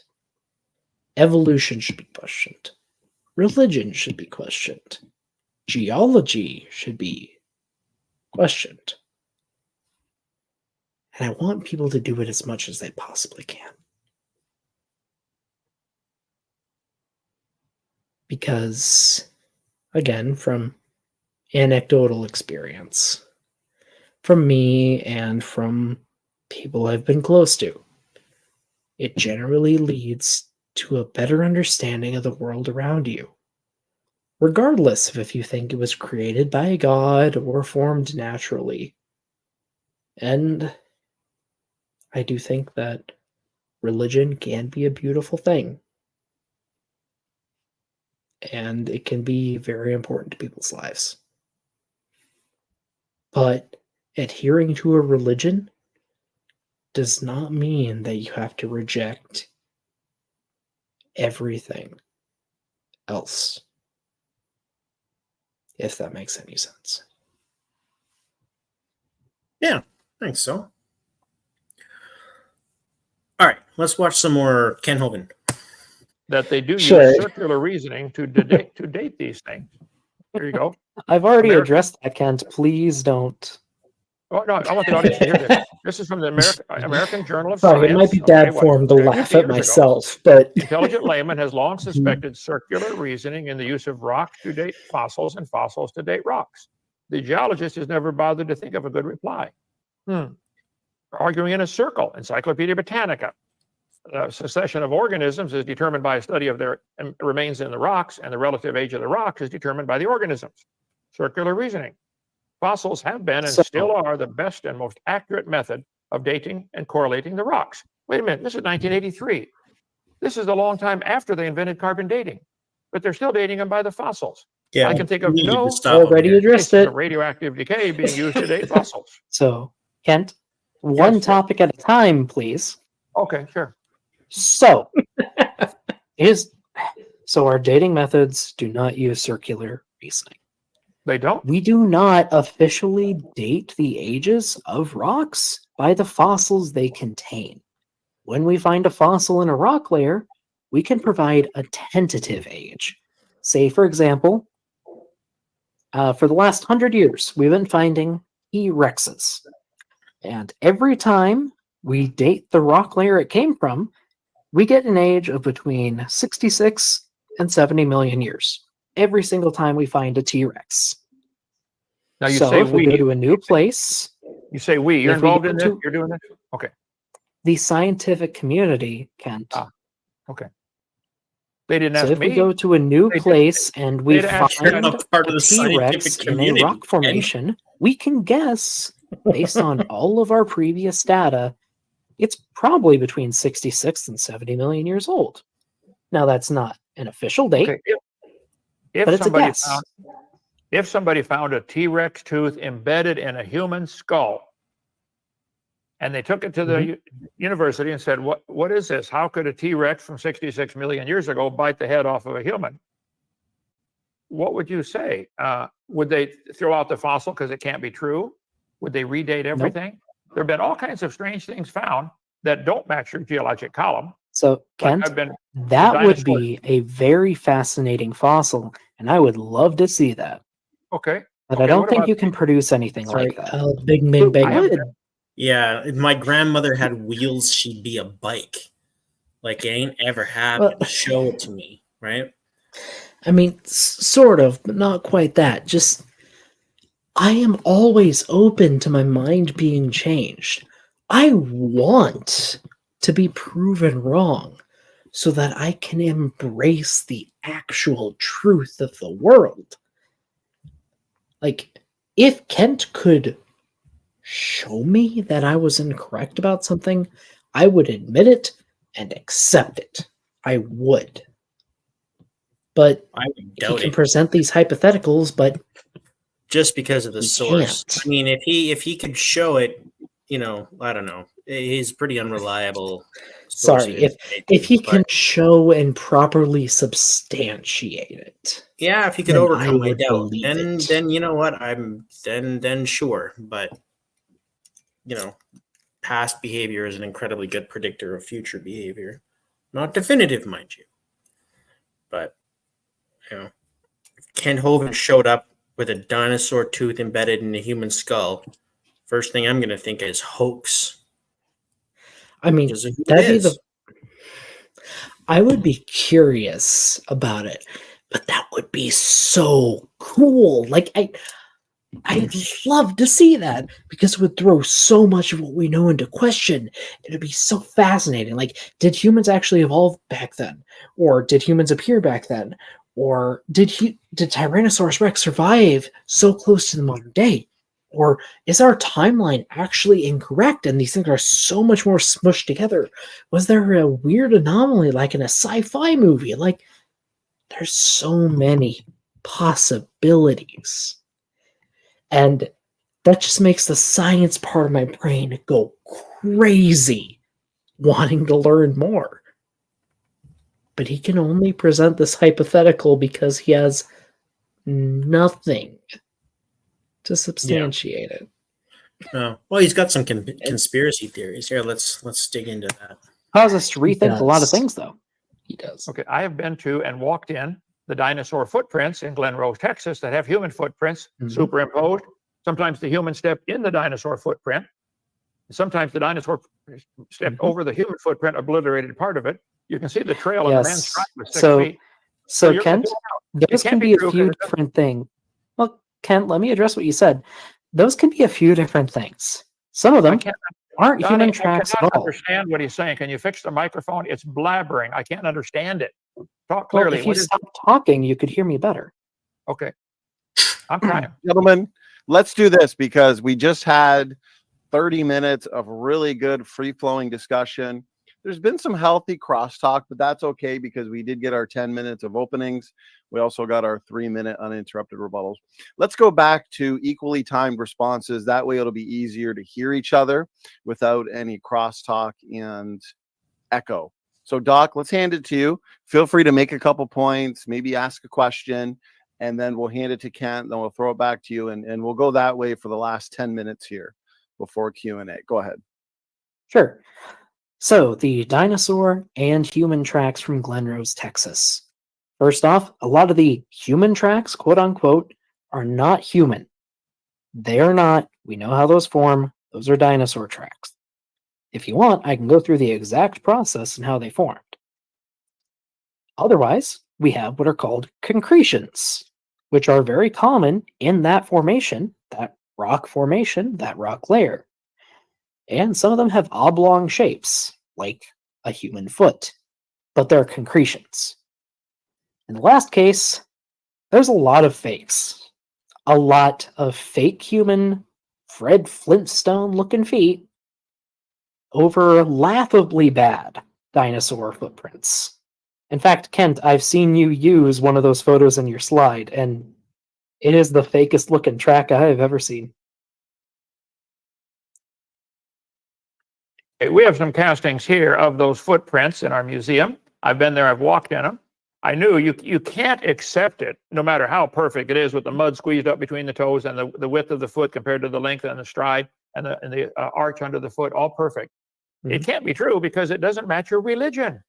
You're doing very well at trying to defend your religion, but that's all you're doing. Bing, You're bing, a religious bing. zealot. You don't want to believe. Sorry, first, insult calling me a religious zealot. Second, believe it or not, the scientific community as a whole has been presented with many fake footprints. Case in point, no a lot of way. Bigfoot Yeah. footprints. I Or bet there's been a good share, huh? just so many of them. And as you learn more about how ichnofossils, aka footprints, burrows, etc., form, you start to understand how to recognize fakes. Everything Kent shows in the near future either has a conventional explanation, which I do explain later, or is an absolute fake propagated by Carl Baugh from Is he going to show a his fake? museum. Is he about He to shows show? at least one, yeah. All right, I want you to tell me why it's a fake. Dinosaurs and humans lived at the same I'll time. try. They did. There's lots of evidence for that. There's even evidence some may still be alive. You guys have with your geologic column the trilobite as the index fossil for the Cambrian era. Yet it's got the most complex eye ever in the world. 1,300 lenses. The trilobite is the first one to evolve 450 billion or million years ago. It's more complex than our eyes today. The trilobite eye, I've got stuff. I think we're going, but this goes into the geologic column again. The trilobite is supposed to be the index fossil of the Cambrian era. And yet they're not only one of the most complicated eyes ever found in nature, they find some huge trilobites, okay, fossils, okay, and they've got this complex eye, and there probably are some trilobites still alive today. If I found a living trilobite and brought it to you, and you watch it crawl around in the table or a laboratory under the water, what would you say? If you found a living dinosaur, if they caught one in the Congo swamp and put it in the Brooklyn Zoo, they would put a sign next to it that said, wow, one survived for 70 million years. Bing, bing, Because they're bing. not going to give up their geologic column. That's their Bible. Trilobite eyes are the... Sorry, I could be wrong, but I think that's a subject change or two. That's definitely a subject change. Yep.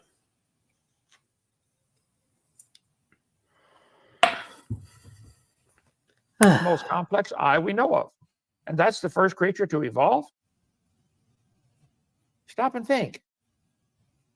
May I address that? Yeah, we're getting Yep. the dinosaur, the human footprint here for you. Okay, go ahead. Okay, so first off, trilobite is being complex. Doesn't matter. That doesn't matter, and they weren't the first life forms. We have plenty of fossils going back much farther than the earliest trilobite. Other than that, if we found a trilobite living today, I would love it. That'd be really, really cool. We do not have those. And no, the giant sea lice you showed on your screen a minute ago don't count. Those are isopods. They're a completely different type of animal. Is that the dino human footprint? Okay, we'll throw it back to Kent. Kent, I think you have to unmute on your end if you're... Yeah, you're good. I'm good. Go ahead.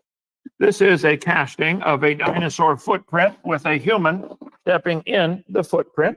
You can see the toe marks. Mhm. It's a clear human left foot. Ding, I ding, think you're ding. mistaken. If it was proven beyond a shadow of a doubt Sorry, could you go back 5 seconds? The reverse arrow on your keyboard should do it. I just want to get a good image. Okay, so I call this a fake. I call this a fake for a few reasons. First of all, when you have a dinosaur, depending on the type of dinosaur, they will usually put the majority of their weight on their toes, followed by a pad formed by their metatarsals, meaning that they should have very distinct toe prints, followed by like a little bump on the end. This can get a bit more complicated for other dinosaurs, but none of those are represented in the Glen Rose fauna. Second, they should not look like a club, like a playing card club. What we have represented in the Glen Rose fauna are ornithomimosaurs, which are like ostrich mimics, like a Gallimimus from Jurassic Park. Acrocanthosaurus, which is like a big buff Allosaurus, if you think of that. And some sauropods. So, long-necked. The thing that sneezed on the girl in Jurassic Park. A lot of references to Jurassic Park, go figure. Brontosaurus. Kinda. Those are the most common things you would see, especially in the Glen Rose trackways. Those are the 3 groups of animals we have represented, or at least the 3 dinosaurs. Mm-hmm. None of them look like that. The ornithomimids have distinct 3 toes, except in one case, which I'll get to in a minute in the debate. The Acrocanthosaurus have distinct 3 toes. Basically, all of the tracks have that. And the last one, the sauropod, they don't look like that at all. They either look like a weird horseshoe shape, because sauropod feet are really freaking weird, or they look like a kind of circle. Like a circle with some weird spikes coming off of it. Yeah, that's what I imagine when I see a sauropod. Okay, they're super weird. They Anyway, don't look anything like none that. of the animals in the Glen Rose trackway. Yeah, none of the animals in the Glen Rose trackways look like that. Second, as I go over a bit later in the debate, there is a conventional explanation for the quote. There are several conventional explanations for the quote-unquote human tracks that are more than sufficient. The first one is a concretion. Concretions are solidified blocks of sediment that form together tougher than the surrounding rock. One of the ways they form is weirdly kind of in the shape of a footprint. They can take a ton of different shapes, but sometimes they do that. But they're very diagnostic depending on the structures preserved within the concretion. Those are one class of the Glen Rose human quote-unquote footprints. You're saying it's just like a clump of mud. I mean, basically, it's a clump of mud that binds to itself and gets really tough.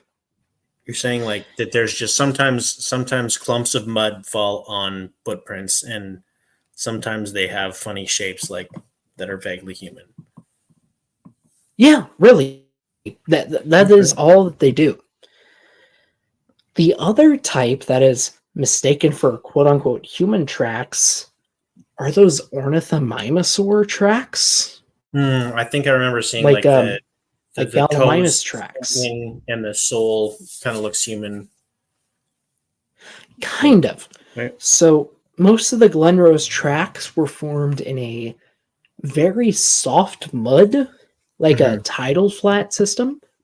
You're going to get to it in in the video with visual aids, I think, right?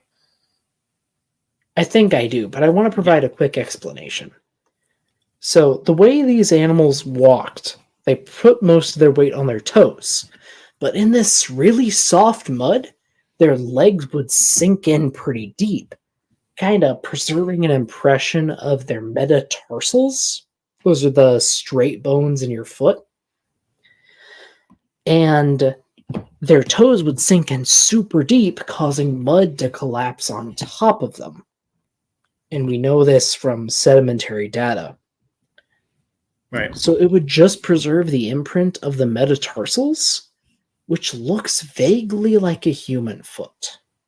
Right. But if you look at the human tracks of this type in color photography, it's usually very apparent because the toes are a completely different color. And for the ones that aren't, if you follow that trackway, they resume the normal ornithomimid toe imprints. Like, you just follow them 20 meters downriver, and they return to normal dinosaur tracks because they were stepping in less soft mud. Yeah.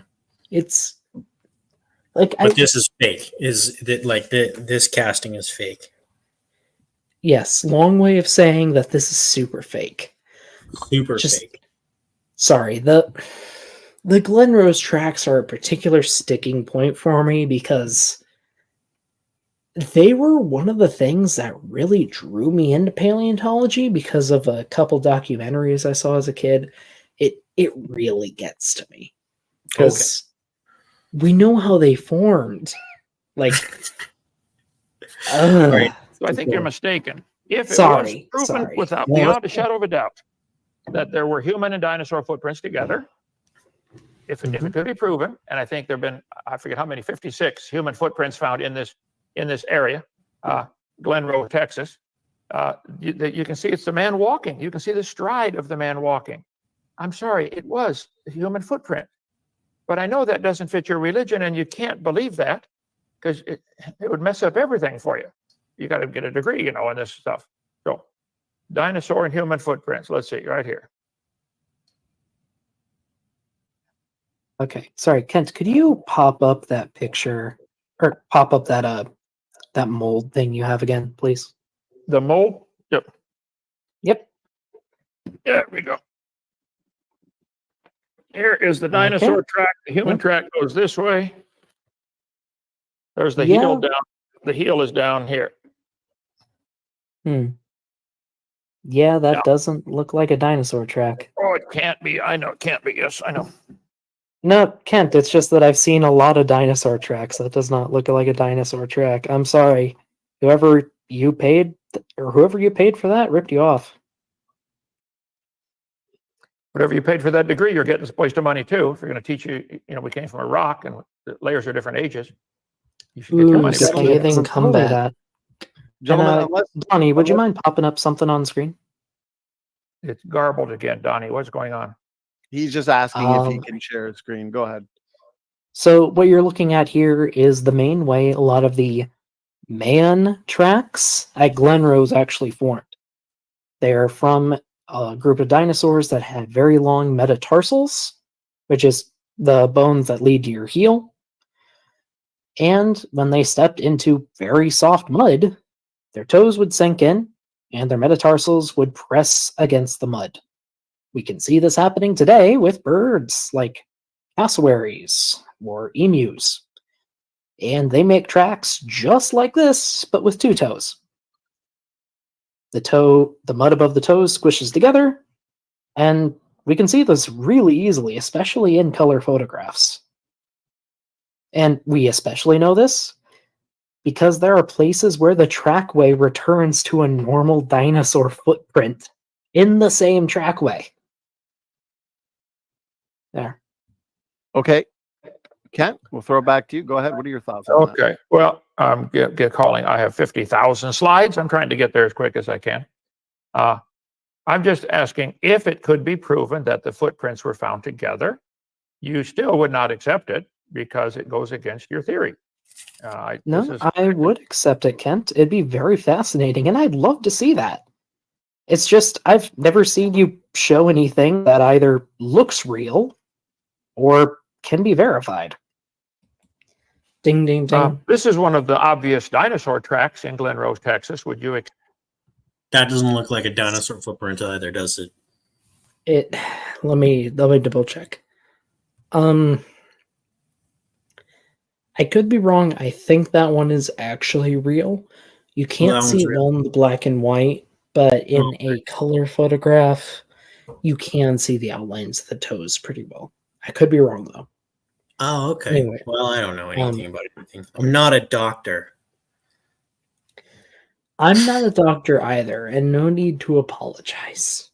Really. Like, Sorry, what were you going to say? I was just gonna say, if you can give me information that better explains what I know about the world, I would readily accept it. I want you to change my mind. I want you to prove me wrong. Because I want to understand the world for how it is, not how I perceive it to be. But having listened to, at this point, hundreds of hours of Kent Hovind and similar apologists, just most of what I hear is just misunderstandings of well-explained geologic work. Yeah. Yeah. And it's genuinely sad. Because, I mean, my deep, dark secret is, for a time in my life, I was a young Earth creationist. It wasn't for long. I was a little kid and I grew out of it, but I was. And I do regret accepting all the stuff they told me at face value and not looking into it further. Well, I mean, you did look into it further eventually. It just took a while. Eventually. I am sad it took me so long. Don't worry about it. All right, let's finish this sucker off. Except that that's a dinosaur track. Yes. It appears to be one, yeah. Okay. We will get the casting in a minute, but the point is, I'll make a different point. If we could prove that dinosaurs and humans live together, if we could prove that trilobites and humans live together, if we could prove that any of these so-called index fossils you're claiming, if we could prove that these live together, would you accept it? Yes. It would You be would. fascinating, and I would love to see that. Okay. Come visit Dinosaur Adventureland. They have here the trilobite as index fossil for the Cambrian era. If you found a trilobite in a rock layer, what age would you give that rock layer and why? Well, it depends on the trilobite. There have been thousands of trilobite species. Right. So are If the I recall trilobites correctly, all of them are found between the Cambrian and Permian. So a pretty wide stretch of time. It would depend.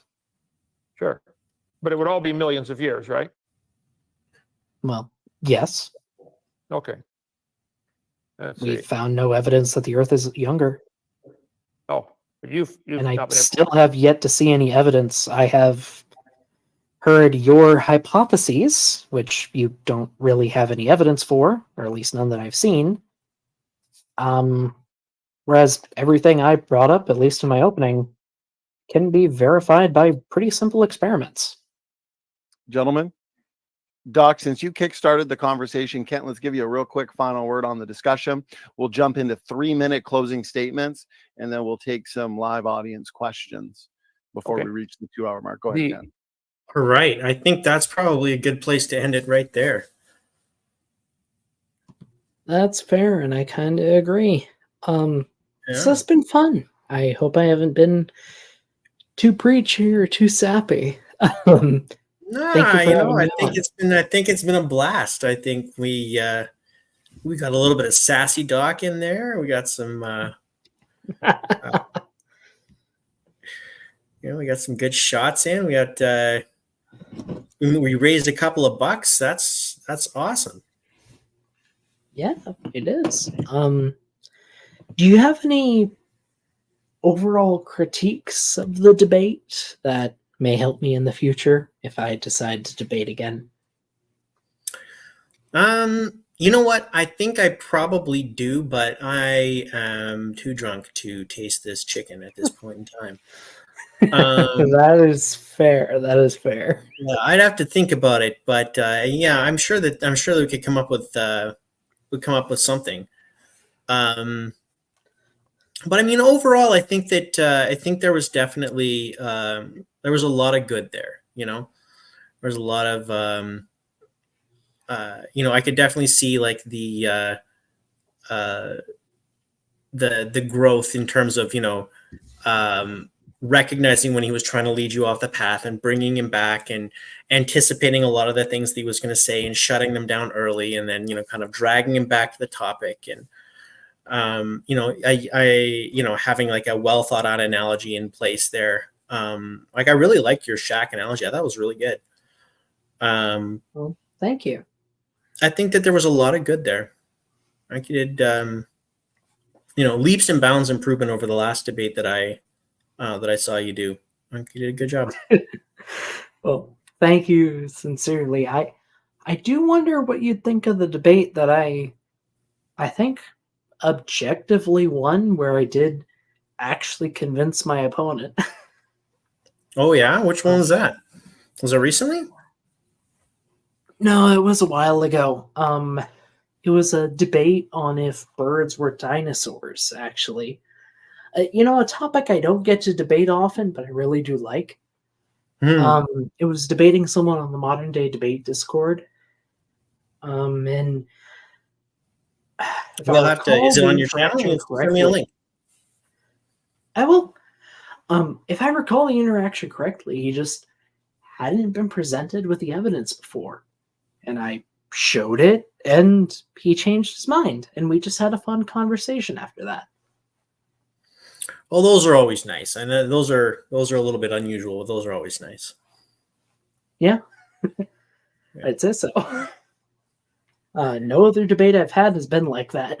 Yeah, I mean, though, those, like I said, I mean, usually when you're doing a debate in this kind of an environment, you're not going to change anybody's mind. You're not your opponents anyways, right? You're really, Sadly, but it's yeah. really, like I said, it's science communication with an adversary is what you're really doing.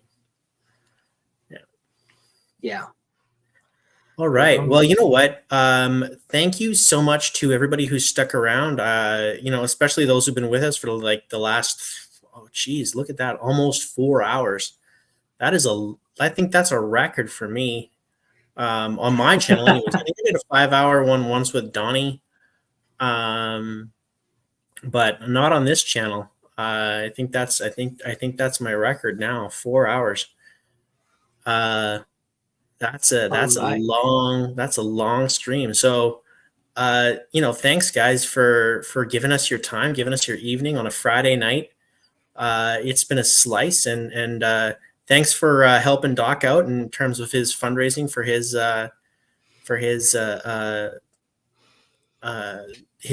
not dig but hunt. And Yes. it's of course not too late should the mood strike you to go to his GoFundMe or his Venmo. The links are in the description. So if you're inclined to help the cause, please feel free to do so. And until next time, we'll see you guys later. Well, really quick, may I say one thing? Or Of course. two? Well, first, thank you for having me, Mr. Anderson. It is very much appreciated. And I want to extend a sincere thank you to the people who donated tonight. It really does mean a ton. And I really appreciate it. You've helped me towards my future career. You've helped other people towards learning about dinosaurs and geology, and you've helped a bunch. Oh, and we have a last minute super chat actually. Oh, thanks, Monk. Oh, that's wonderful. Well, cheers to that. Monk has said, "Damn, I'm late. Can you guys start over?"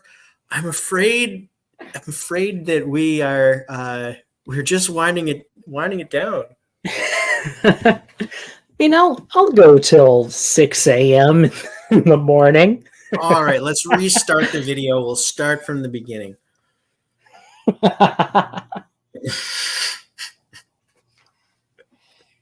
But sincerely, thank you, everybody. Yeah, Thank thanks, you. guys. All right, we'll see you later. Adios.